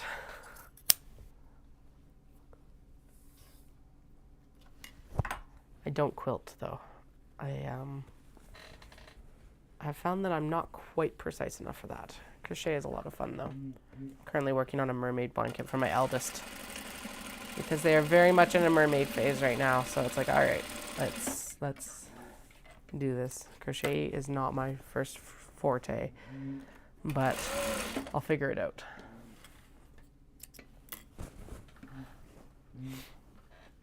All right, we are down to 17. I'm excited to get these wrapped up. Was Ohio in the path of totality for the eclipse the other day? And if it was, did you get out to see it or didn't have a chance? I know that we had a little bit of a cut across it here, but I didn't have the proper eclipse glasses or the desire to make like a pinhole camera, so I did not. So I'm just curious. Yeah, that's fair. That's basically what I'm doing with this blanket, is I'm figuring it out. The only issue is that like it is a pattern transcribed from a series of YouTube videos, and now the YouTube videos are gone. And this pattern is like, because it's transcription, it's not like a pattern. And there's been some difficulty figuring it out. I wish the videos were still around. Nice, that's super exciting.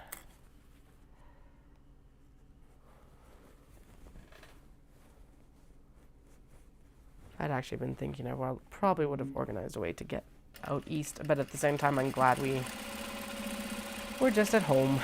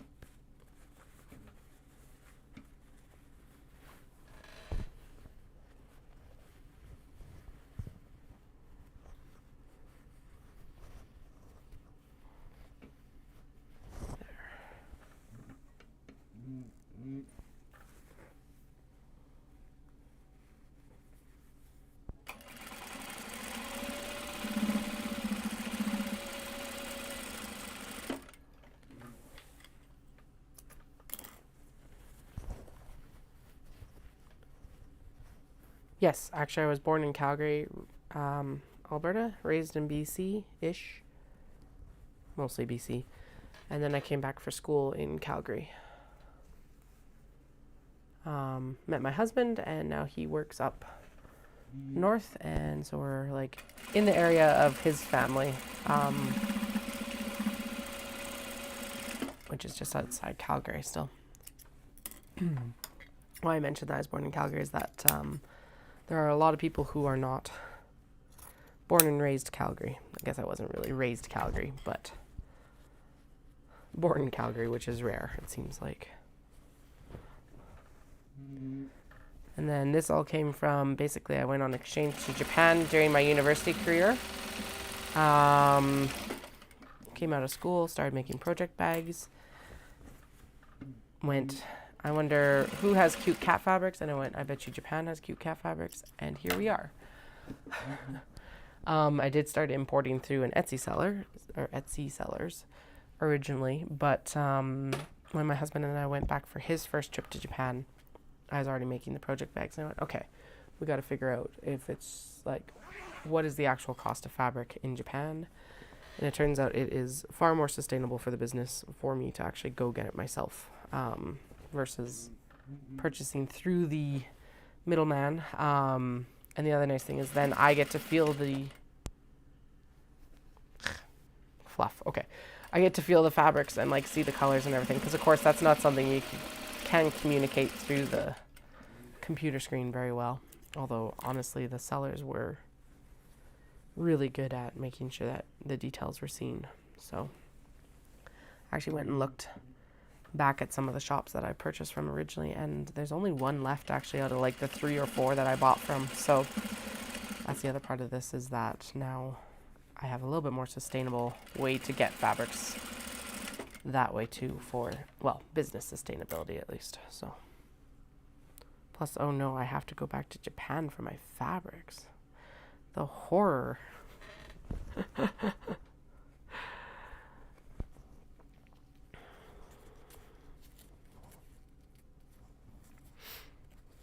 Typically, I am aiming to go every 1.5 to 2 years. Obviously, I was very much overstocked. My last trip had been 2018. I've been back twice since 2022.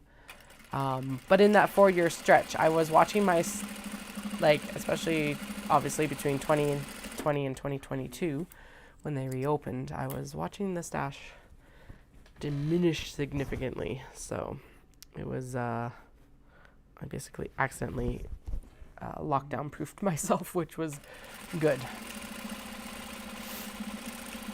And I was standing at Knit City in Vancouver when they said that they're going to reopen the borders to foreign tourists.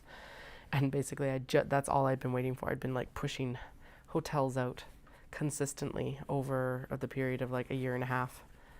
And so when I was staying at Knit City, I was like, yes, and booked my hotels. And then I just had to talk to my mother-in-law to make sure that she could look after the kiddos, because there's a little bit of a gap between me leaving and my husband getting home from work, like a few hours sort of gap. It could 100% be worse. So at this point, looking, like I said, to go every 1.5 to 2 years. I went in November 22, and then I was actually back with a friend in May last year as well. And then I think we're looking towards the next trip will be February 26th, because my husband and I are runners, and the Kyoto and Osaka marathons are both in February. So I think we'll go back, and that'll be the kids' first trip too, which they'll be a good age for it at that point as well. A little bit more able to reason with them, and I don't know why I'm doing the chop chop sign for that, but a little bit easier to reason with them. And it'll be like one of those core memories, hopefully, sort of thing. But one of the women that I went to, like, was in the same dorm kind of like structure as me. We are actually better friends now than we were when we were on exchange, which is hilarious. But she's married to a Japanese man, so I go back and I get to visit her, and there's other people that have like gone back to further their education that I've been able to visit while I've been there too. And I've actually met Instagram people that I would otherwise probably never see in Japan, which is hilarious to me. So it's actually really cool.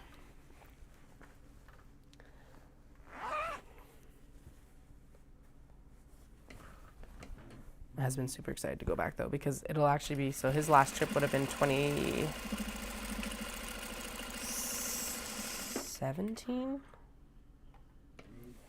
Yes, November 2017, I think. Yeah, that's right. And so he'll have been out of Japan longer than I was between my exchange and going back with him. So a lot of things have changed. Actually, even over the 4 years that I was out of Japan, 4.5 years I was out of Japan, a lot had changed. Because, of course, they were also ramping up for the Olympics between 2018 and 2022. So it was an interesting experience going back in 2022, because they'd also updated some of the things that I had been complaining about for, like, transportation and stuff like that. Because you can buy the JR pass for the trains. The prices have gone up significantly, so you gotta, if you ever do plan a trip to Japan, definitely make sure that you double check that you're going to be able to make use of it. But like they put on QR codes on like the passes and things, which made it way easier to get in and out of train stations and stuff than it used to be. You used to have to go up to like a station master, and like 3/4 of the time they didn't even care to look at the actual JR pass. So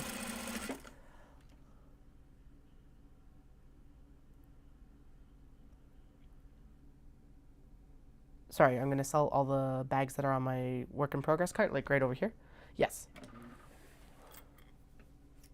that's what we're working on right now. Like I said, I have the show on Saturday, and then all of the ones that are left over after April. I've got a ton of shows in April, and then I'll be going and posting everything online in probably mid-May. I've got one more show in May, but it's going to be like an obi and kimono focused one. So we're gonna go in and focus on getting obi and kimono cut for a little bit more like everyman items. Yes, so we're currently trying to get everything done on the whip cart right now. I just had a show this weekend, and so I'm doing the like last of the bags that I'm currently like are left, the leftovers right now. And then we're gonna go in and we're gonna do the next round of I do the Kato drawstring bag as well, and it's super popular, so it's gonna be the focus for the next show in Dawson Creek. Because there's no way in heck I'm getting any more done before this pop-up this weekend.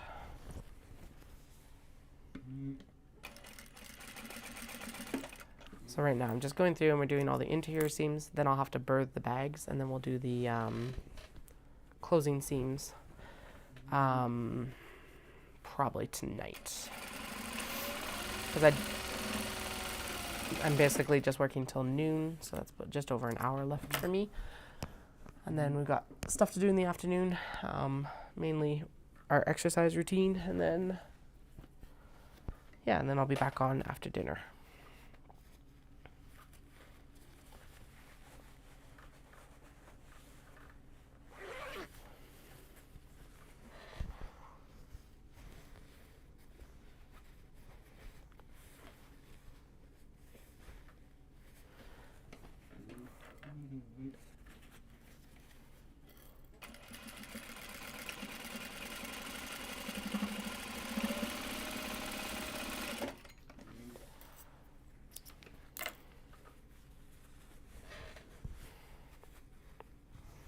Yeah, I was a little bit over ambitious in what we cut.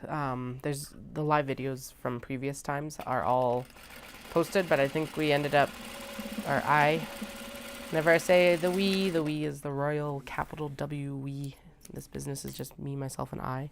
My husband helps out for like setups and stuff like that when he can, but the majority is me. And I'm like, I guess I'm including like the YouTube viewers. Let's put it that way. Anyway, I think I ended up cutting 95 to 100 exteriors, which was not the plan, and 100% over ambitious, but it's also like if I don't cut it, I don't get it done. So we're going to be working through that. The Kato bags, which are the ones we'll be working on next, are all need their canvas bottoms and interior pockets and also interfacing. So there's a significant amount of work left. Awesome. I will post on Instagram a link when I typically come on, or if you subscribe, you will get a notification. And thanks for joining us. Yeah, so we've got a significant amount of work left for the Kato bags, but we will do our best. That's all we can do, right? Or I can do.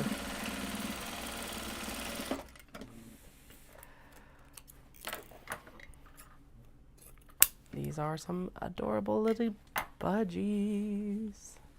So excited for these guys.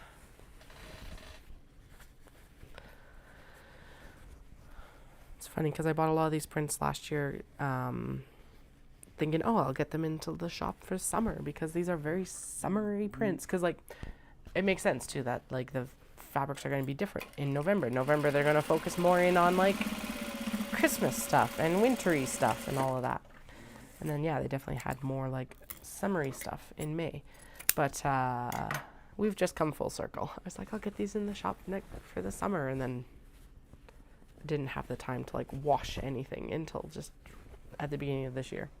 So that's also a good way to judge when I should actually be going to buy fabrics, because realistically, post-show season is a better time to be washing fabrics and ironing fabrics and getting prepped for the next, like, run.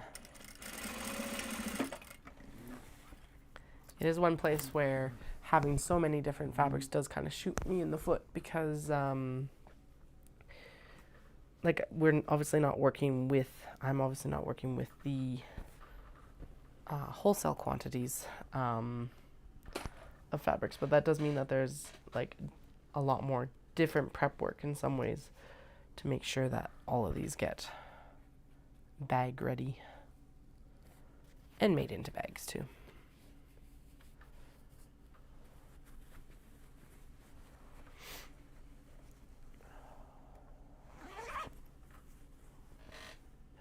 But we're cranking along. We're down under, I think we're around 15 right now, something like that.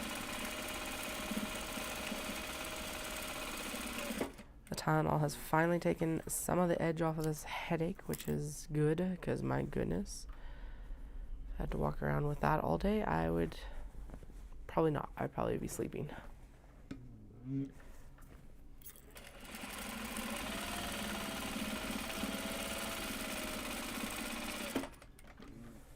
Alright, there's the end of that bobbin. Swap it out again. I should keep, like, I think I've mentioned this before, but I need to figure out a way to, like, have a bobbin count for these days where I'm just like work, and see just how many bobbins I actually go through while I'm sewing, because I'm sure it's a lot more than I actually want to know. I think this is the third or fourth time we've, like, changed this bobbin, and it's been what, like, well, exactly 2 hours pretty much. Okay,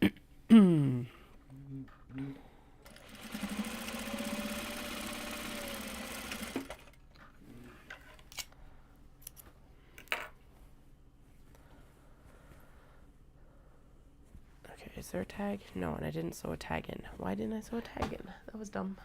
Oh well. We'll get it next. I actually need to find a new tag supplier, because my tag supplier no warning, 0 warning. So they used to print these great big rolls for me, which is awesome because they're a Canadian supplier out of Quebec. I'd order it, and I had worked with them long enough, it was just reorders. And then out of nowhere, I, like, suggested the company to another maker in, like, a where do you get your tags thread. And someone came back and, like, no, they're closed. And I'm like, what? So this was like a year and a half ago or so that I suggested them and found that they were closed. But, like, not a word to any of their well, not retailers, but like the people like using their product or anything, just gone. It's like, well, that was, they'd also been in business for like 30 years. So I don't know what happened. A warning would have been nice at least, because it's like if I needed like one more roll of labels or something, I would have done it. So anyway, now I gotta find a new label supplier, and I was watching my labels diminish, so it's time to crack down on that and actually find someone. There is someone that I've used previously that's in the US, which is, they're fine. But if I can find a Canadian supplier, I'd much prefer to do that.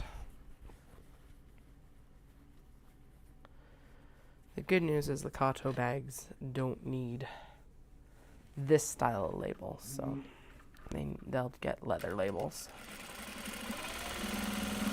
Which means I'll need to sit down and actually burn a bunch more of those as well.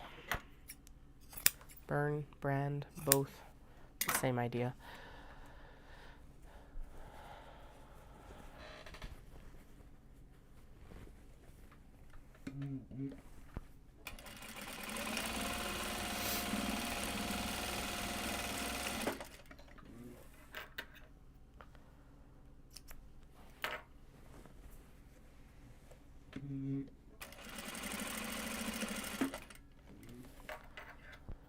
All right. 1, 2, 3, 4, 5. So we're down to a dozen left.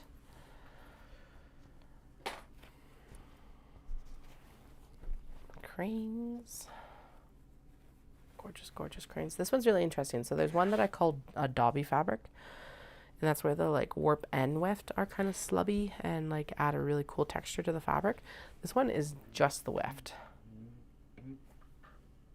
Yeah, the bit that you like weave with. So it's got a really cool texture. I approve of this texture because it gives like an extra dimension to actually a fairly lightweight fabric, but it makes it feel sturdier and just like more structured, which is super cool.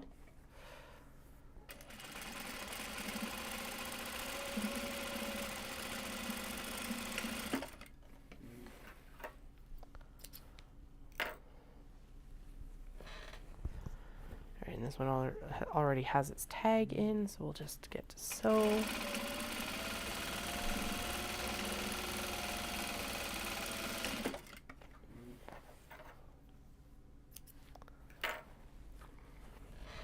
Round and round and round.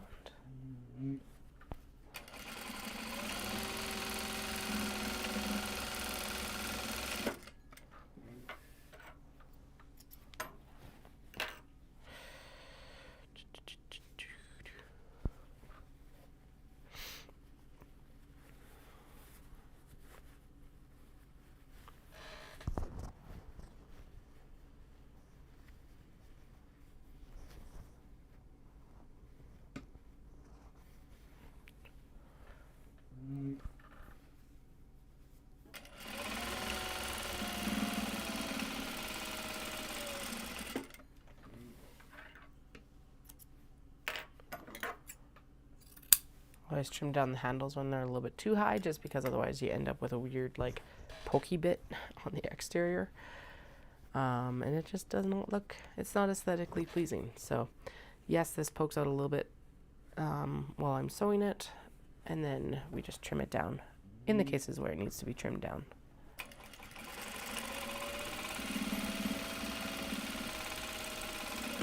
Right, start the bobbin.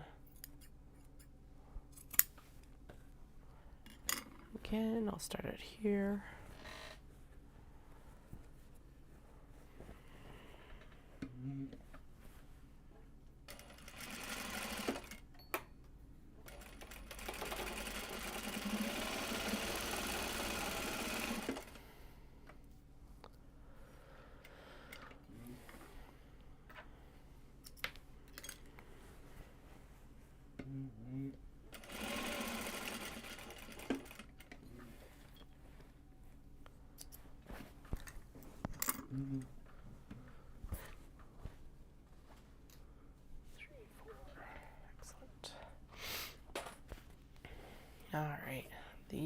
gecko in Kyoto are, well, they're not gecko in Kyoto, they're just generalized gecko.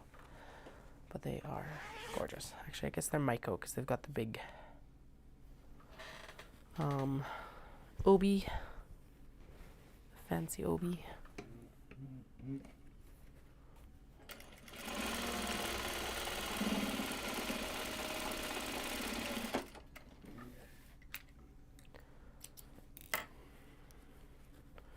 And on this, like, so I sewed the lavender one earlier, but on this navy, they are also spectacular. Although I think my favorite for this print is the ones that are on, like, the dark teal, which I think has already been sewn. I don't know.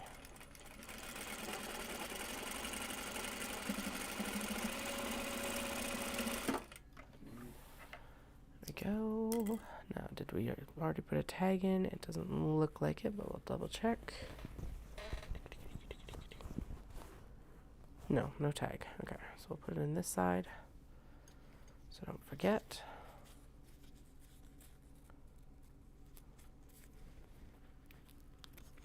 If you're watching along and you have any questions, please feel free to ask them or chat away in the chat, because basically now that the headache is 90% gone, this is just a random stream of consciousness, and questions and chatter just help guide that stream of consciousness a little bit better. There is no script. There are things I say where I'm like, I really don't want that out on the internet as a sound clip, but here we are. I just realized I can actually, I should take the Genesis, especially since it's misspelled. I'll take Genesis center off here. Shindig is done. By the way, I will be back at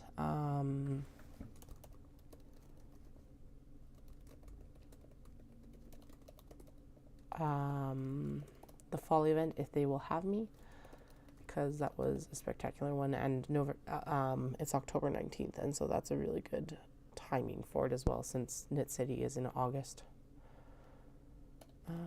607 Manitou Road, Southeast, Calgary. Peace Fibre Fest. Sweet. There we go. All right, updated. Also, I'm really annoyed the fact that I did not realize that Genesis was like misspelt until I think Friday night or something like that. I was like looking down at the ticker tape and I'm like, Genesis Center. Damn it. So the whole time that had been scrolling, it was misspelled. I'm like, of course it would be that way. So obviously my proofreading skills are not up to snuff right now. Ugh.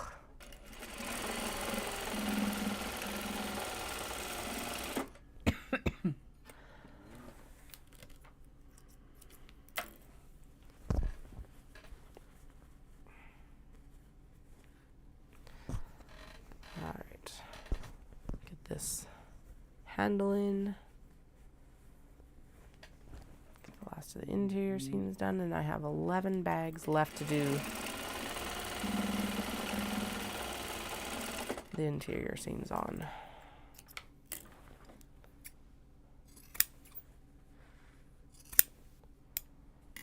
we go.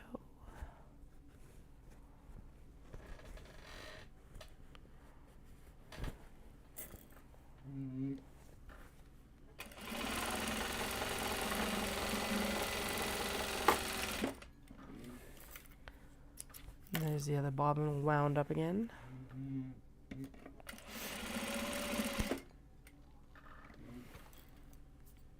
I guess the question about the bobbin count would be, how many bobbins would we want, or like, would we want to do all the bobbins that I use for a certain run of bags? So like all the bobbins that I've used for like large box bags.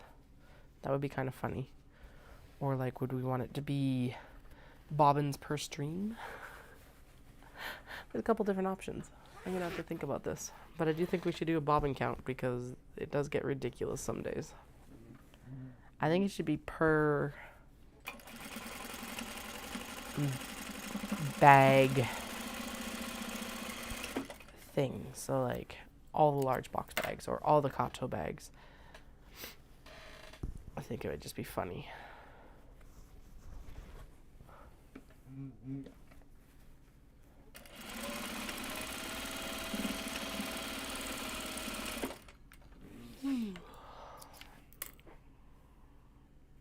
Alright, now does this one have a tag? It doesn't look like it has a tag. It does not have a tag. Alright. I know some of the earlier bags ended up not having tags because I was not in the habit of putting them in yet.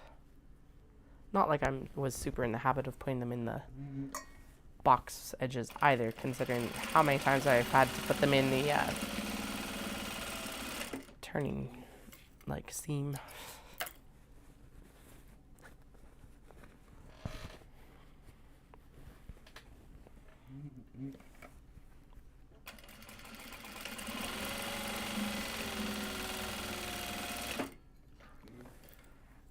There we go. Someone did snag the black fans the other day, which I'm super happy about because it was a spectacular bag once it got finished. The blue one is as well, and then this white one is too, but I don't know, something about that black one just made it. Oh, so good.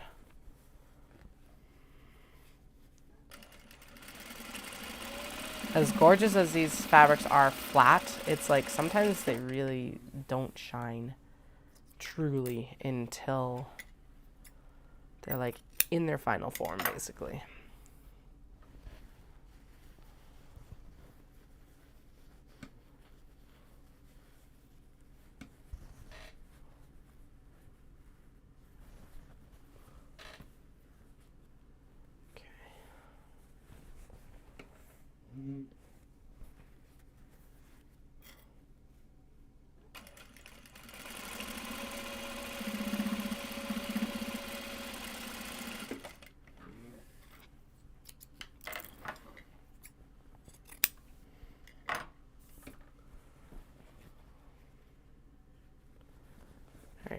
I've got about an hour left of work, and then, well, I've got an hour left of stream. So I think we will get all of these bags sewn up, and then the next step will be turning them and then doing their finishing seams. So I have a feeling turning and finishing will be post-dinner work. And then we can work on getting the Kato that have the wonky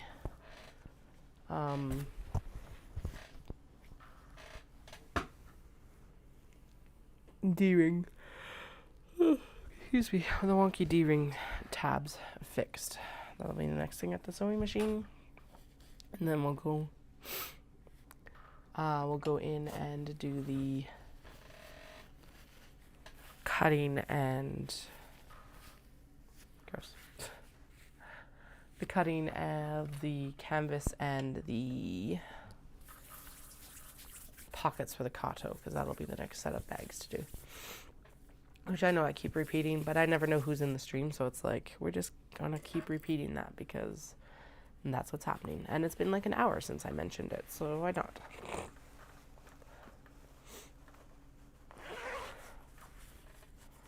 This is a spectacularly springy print. I love it.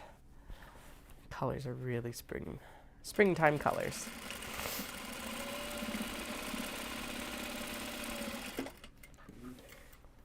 This one's really cool too because we bought it and then like a day or two later, I can't remember exactly because that trip to Japan was such a blur with Caroline, but a day or two later it was like, oh my goodness, there was a Maiko at the geisha dance we went to, and her obi was basically this pattern, or at least these colors, besides the fact that it had obviously been done in silk. So it was really cool to see that. Must have been a super popular like color palette for the year or something like that for Japan. Alright, tag. Nope, no tag. Okay, that works. All good.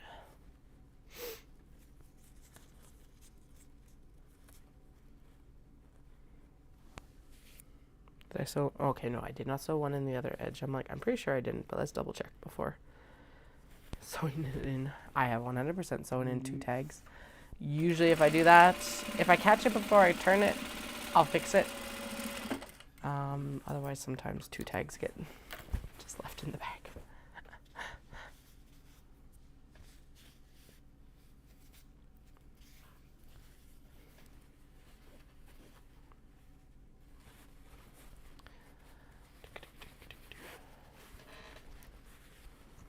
All right, get this in here, get it sewn across.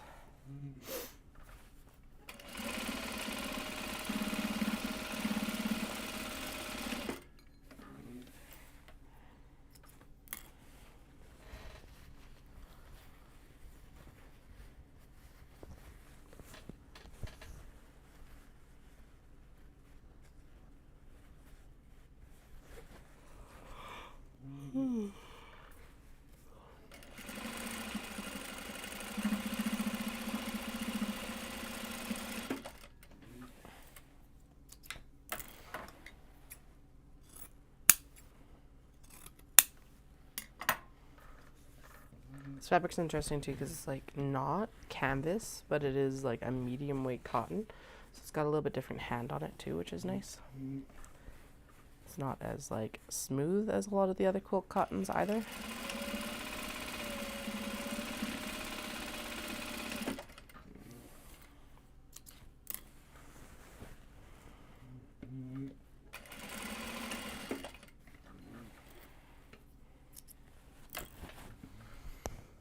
Go. All right, we got 8 bags left. We're down into the single digits. Which is good because, oh no, they're okay. Yeah, none of the micro bags got done. The dark teal one is still here as well. It's like, I don't remember seeing it on Saturday, but I haven't seen it come up in the sewing today yet either. So that's because it's tucked in the bottom of the pile.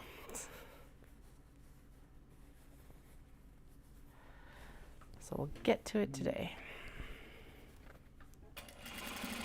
Now, if you are watching this stream and you're not in the Calgary area or like able to make any of these events and you see something that you're like, I need that, I want it, whatever, just send me a message on Instagram and I am happy to accommodate. Yeah, we can definitely do that. I can definitely do that. This is also true if you end up seeing something on Instagram and I'm like, I'm going to be posting these. And you're like, no, I want it. I like those ones because then I don't have to take the time to like photograph stuff, which is, yeah, another factor in like selling online.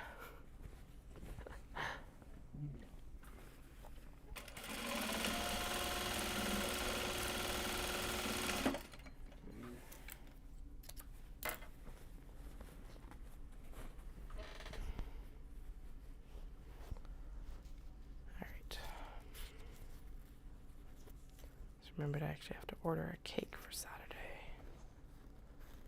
So we'll do that after I get these done and we're off the stream.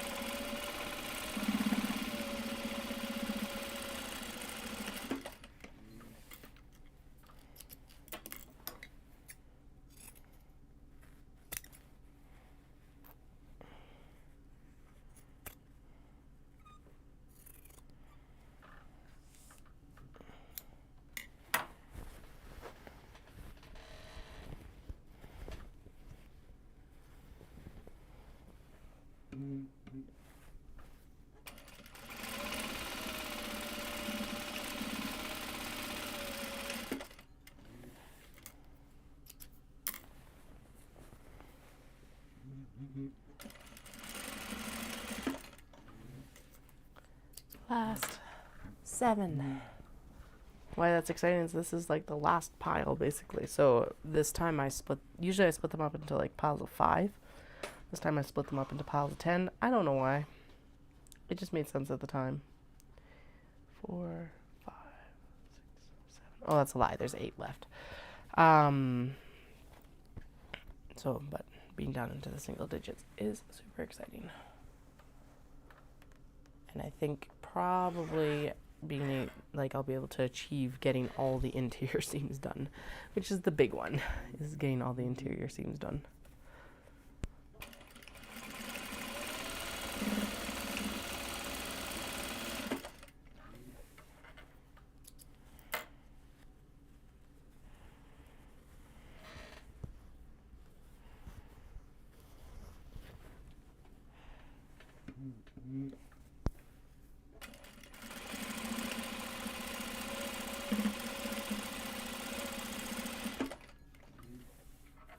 And there's that bobbin, right? No, that was the top thread popping out. What? Okay, that's weird.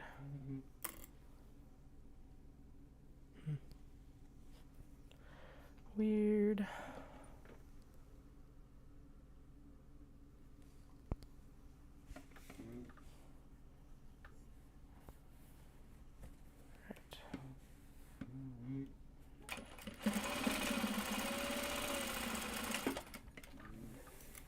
There we go. Fixed. Okay, both the exterior seams are done. On the bottom, we already have a tag in. You can see it's sheared butt.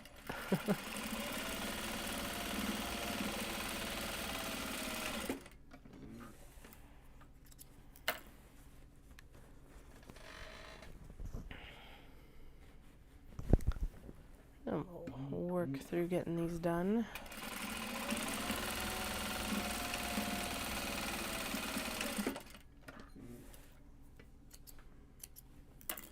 There's always like a pinch point on a bag, I find, where it's like, okay, this is the point where it's like the slowest part of this process. And it's different on every bag, but I always forget that like with the boxing for the large box bags that it's basically 8 individual seams after everything else. So not only do I cut them out afterwards, because I find that just works better mentally for me. Because these bags are all like basically I hybridized a bunch of different concepts and patterns and all of that. A lot of the box bags do call that for you to like cut the boxing out before you sew it all together, but I could never wrap my head around it. So I do what I'm doing right now, which is cut all the edges out and then sew it together. But yeah, I always forget that this is basically 8 individual seams. And as much as it should be fast, it is a little bit tedious. Because none of them are like that large a seam, but there's just a lot of them. But the finishing seams will be fun because we'll turn the bags and then basically we can just zip along every single seam and it'll be fine and fun and good. Maybe not zip, but it'll be a lot faster process. Basically the turning and the finishing seam should take me maybe an hour for all these bags.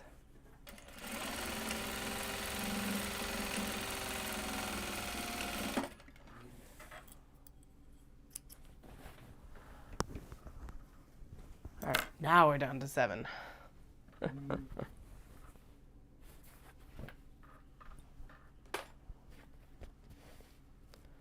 This one's fun because it's like family crests, but it's cats.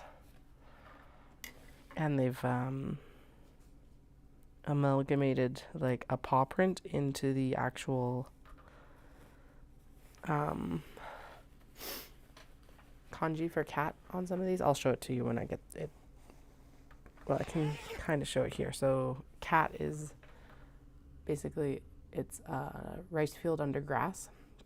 Those are the radicals. I don't remember what this side one was, but this is what cat looks like in kanji. This guy. And then this is how they added the cat paw into it. So they replaced the little rice field radical with the paw print instead. And I think that is amazing and very clever.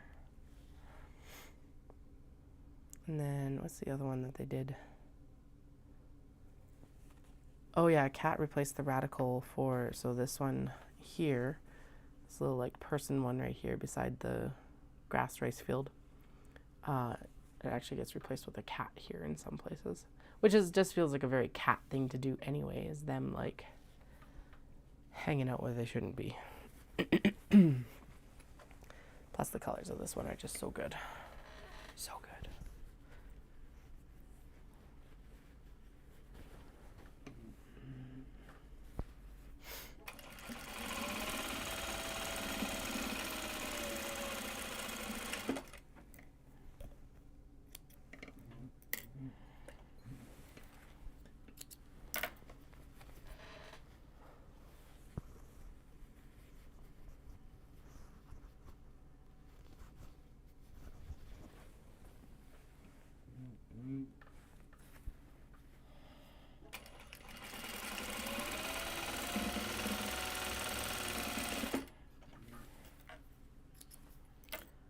I already got a tag in there.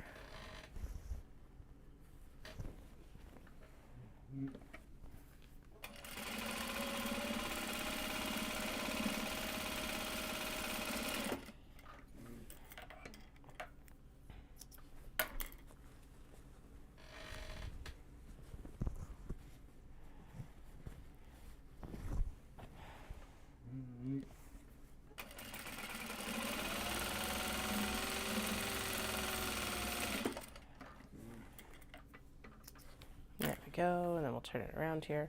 I don't know why I haven't moved this lamp up before, but we're going to move it now because it is getting in the way. It's like slowly drifted down as I worked, I think, is it? It's technically like bolted and washered to the table, but the youngest likes to like swing it around, and so that loosens the bolt. And I keep forgetting to tighten it up with like an actual wrench because finger tightening it does not work as much as I wish it would. It does not. All right.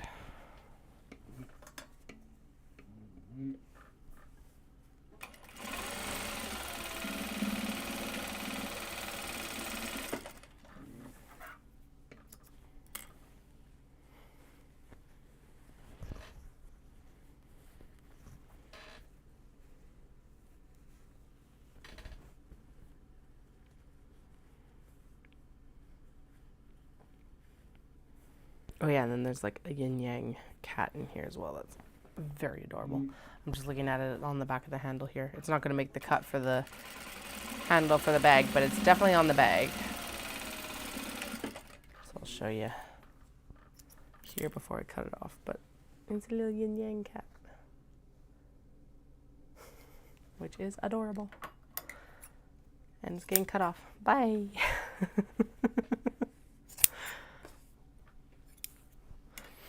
If you're new here, all of those scraps either get distributed into, well, all the like cut-offs like that are going to a friend who uses them for stuffing her amigurumi.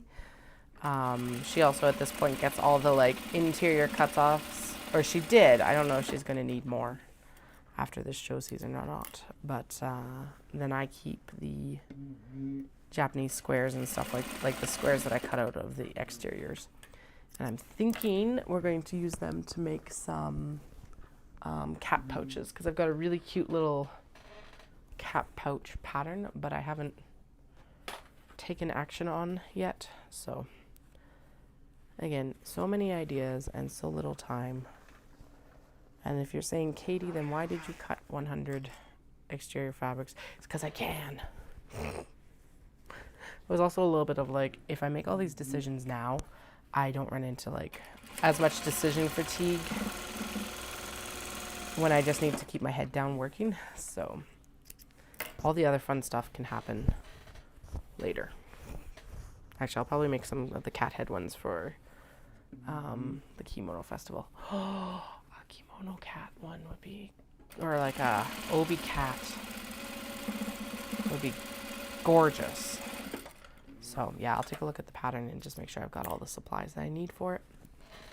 I did also find finally a satisfactory coaster pattern / tutorial that Cocotte & Co. Posted the other day, so I think we're gonna do that. She basically sews it together on Insulbrite and like almost not quite quilt as you go because it's not quilted, but she sews it directly onto the batting. So I think that's, I'm just gonna steal that and do it. But we might do it just with like cotton batting, mostly because that's what I have on hand.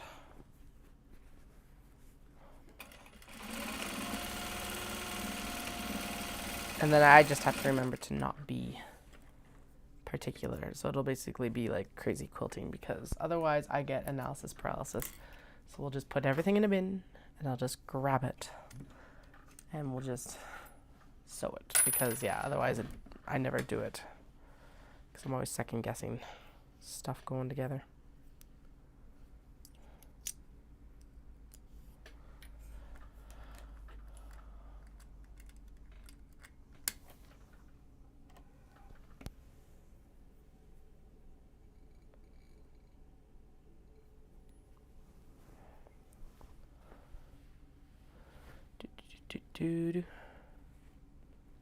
Okay, we're good, we're good. Ooh, was there a tag in that one? Oh, damn it, Katie. Or did I forget? No, there's one in there. Okay, don't have to worry about it.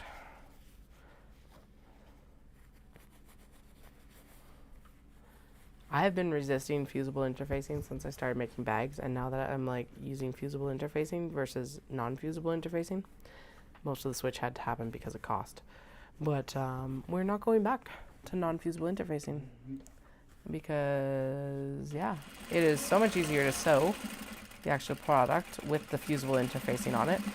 And there's like, it's not sturdier per se, but it's definitely like just a nicer product to work with for the bags.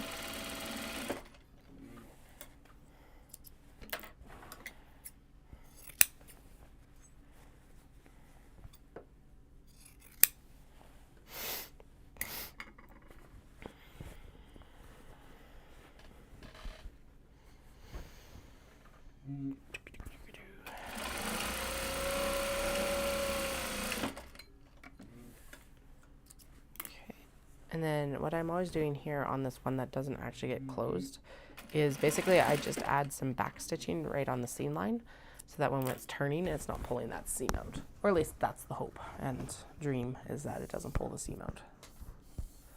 And if it does, it's not pulling it out as far.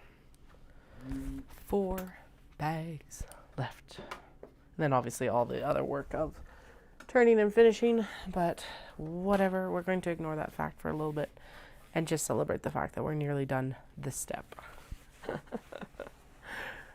Because if we don't celebrate those little things, yeah, we're going to celebrate the little things for the dopamine hit.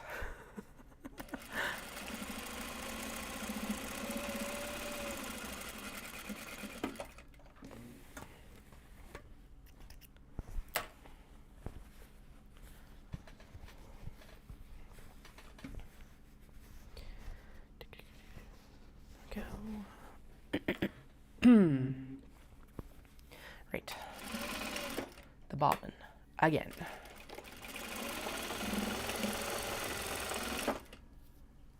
Go. Now, tag, tag. Sweet. Will these get tagged before Friday? Probably not. I guess it's technically Saturday. But Dallas is with me, so one of us can tag while the other one sets up. Oh yeah, I gotta make sure that the Shopify terminal comes in and gets charged.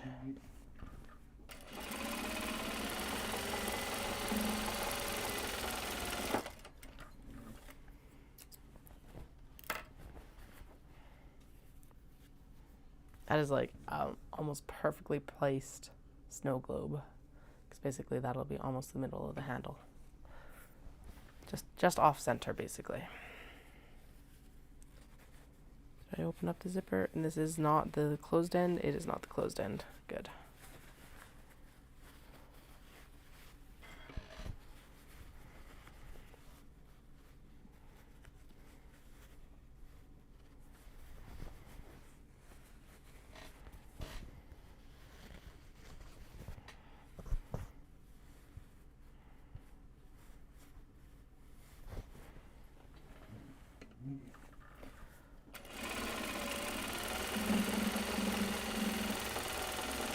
Alright, so I totally thought that noon would come before finishing these bags, but I think we will actually finish these bags before noon. So it's kind of a situation of whatever comes first. Which means that finishing the bags will come first, and then I'm going to head upstairs, because I am ravenous.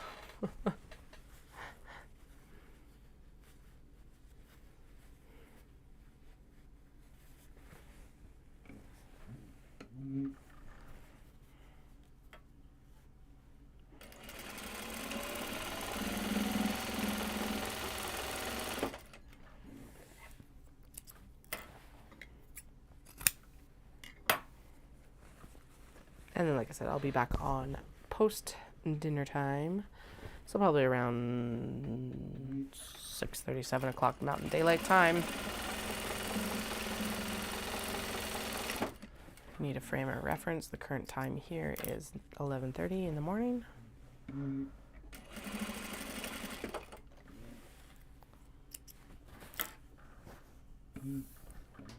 Three more. Potato cats. I love these guys. They make me very happy every time I see them.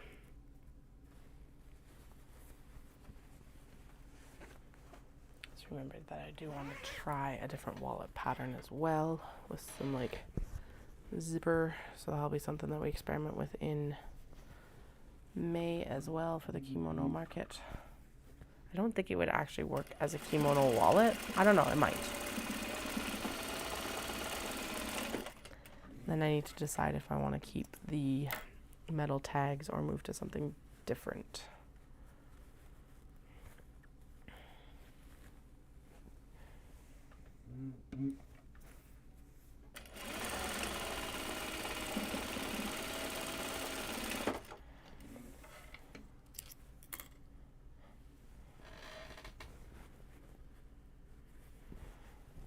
Probably the metal tags, but that doesn't mean I need to order more. So that's the main debate. It's like I need to order more, so should I order metal or should I get something different?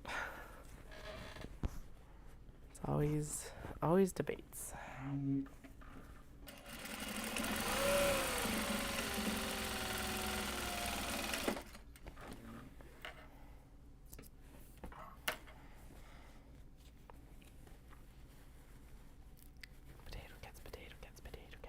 And there was a tag. Okay, good.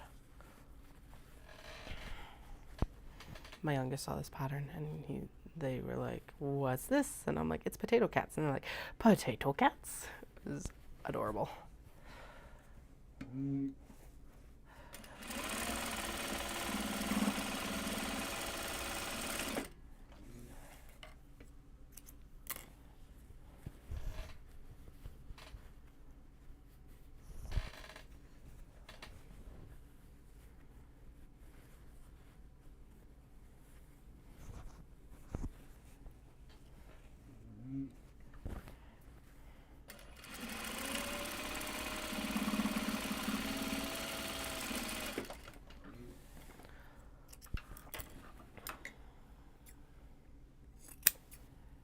Are these floral?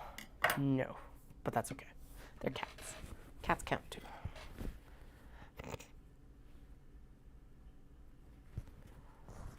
I'm gonna focus on the floral prints because it's Hanami, which is like Well, technically it is specifically flower sakura viewing, but a literal translation of it is flower viewing. But I've never heard it like referred to for like peonies or anything like that. So.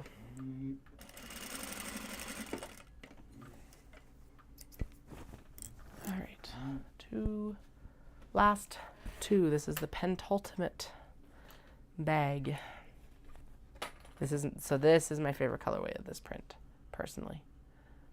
That nice deep teal, and then the detailing on it for the like parasols is navy, which is super nice, and it's just gorgeous.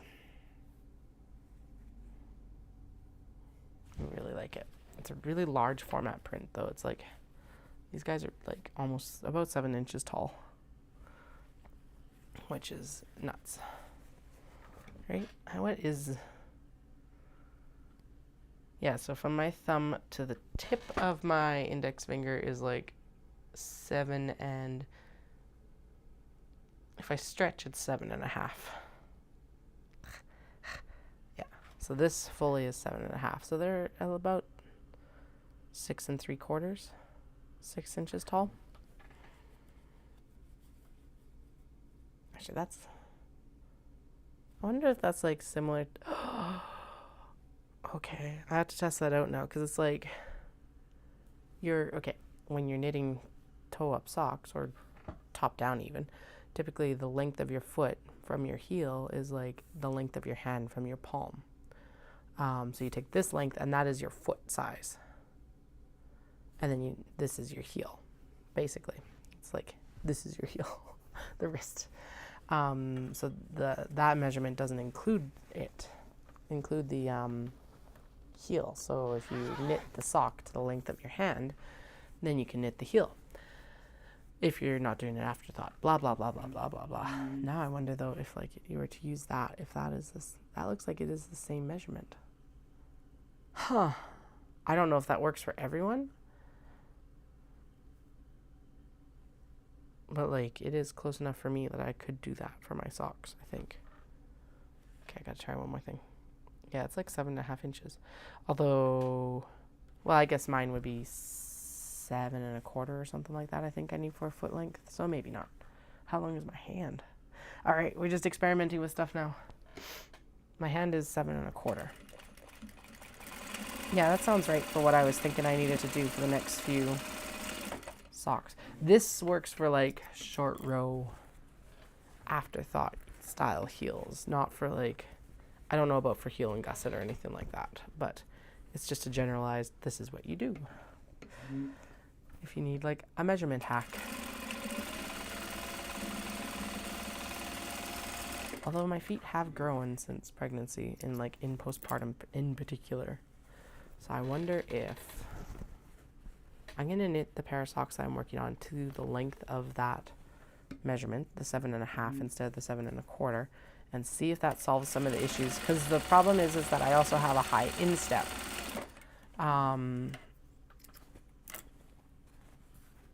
So I do different heels, but the measurement I think is supposed to be 7 1/4. So let's try adding a 1/2 inch and see if that helps. Because realistically, I'm always messing around with sock patterns, and since my feet changed, it really needs to be messed around with to figure it out.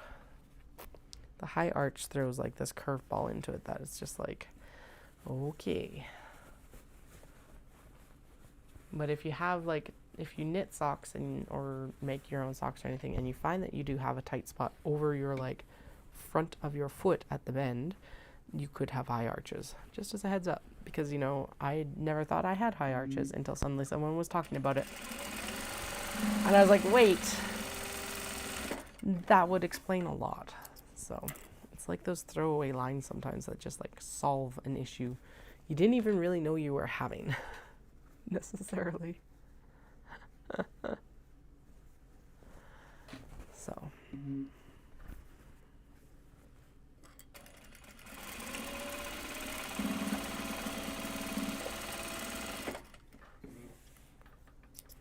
all right. One more interior seam, and then the stitching basically. And then the last bag. And I'm very happy with myself and pleased with myself for actually sitting down and finishing these instead of just like flitting off to cut the other kato and everything like that. I'm very happy with myself right now. I don't normally have this many shows back to back, but I do have a bad habit of doing that. So mostly because I don't typically have shows back to back, I think. And so it's just like, oh, well, I'll finish those in the next round that I do. Whatever. And then they sit in the whip pile for too long.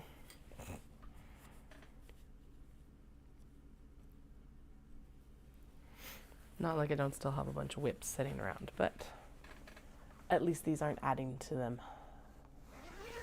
The ones that like need sorting out are going to, but that's okay. They will get finished over the summer for Knit City and such.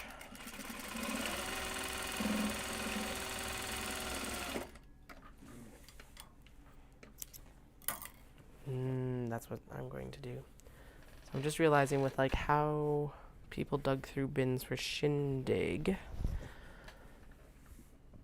what I might do for Knit City is basically I'll get some nice, I don't know, IKEA bins probably, because they'll fold flat. Yes, those fabric bins. They're inexpensive. I am not like emotionally connected to them, and they fold flat. And then instead of having like the suitcases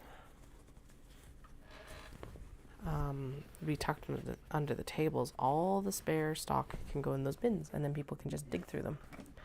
There we go. Problem solved.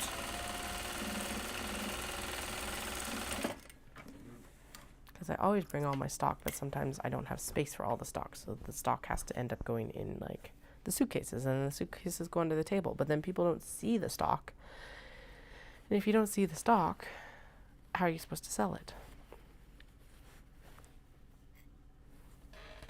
And I previously did do that with the trunk, but the trunk is unwieldy and heavy and now damaged to the point of like, it's not safe to bring to shows anymore.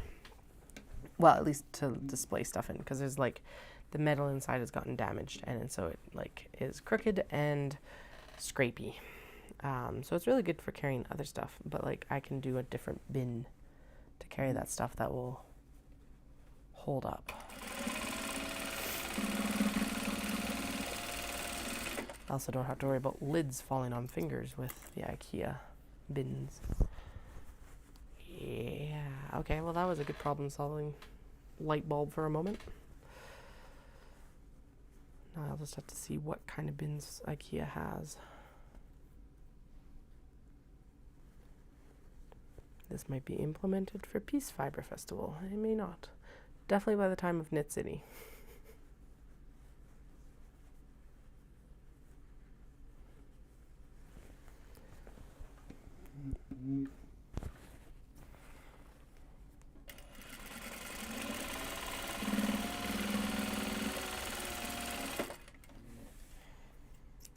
Those bins are so ridiculously versatile, though. It is actually kind of hilarious. So, all right, one more seam, and then the question is do I stay down here and turn bags? No, I'm hungry. I'm gonna go upstairs for lunch. I can always turn these off camera this afternoon before I come downstairs for sewing later. We've done it. That is all of those bags ready to be turned and finished. I am very pleased with that. All right. So I will be back on this evening after dinner, as I said. Watch my Instagram for a link to the actual live stream. That's the easiest way to find out when I'm going to be online, and or subscribe to the YouTube channel. If you hit the bell icon, that should tell you exactly when I come online. And I'll chat with y'all in like a few hours. Thanks so much for joining me right now. Bye.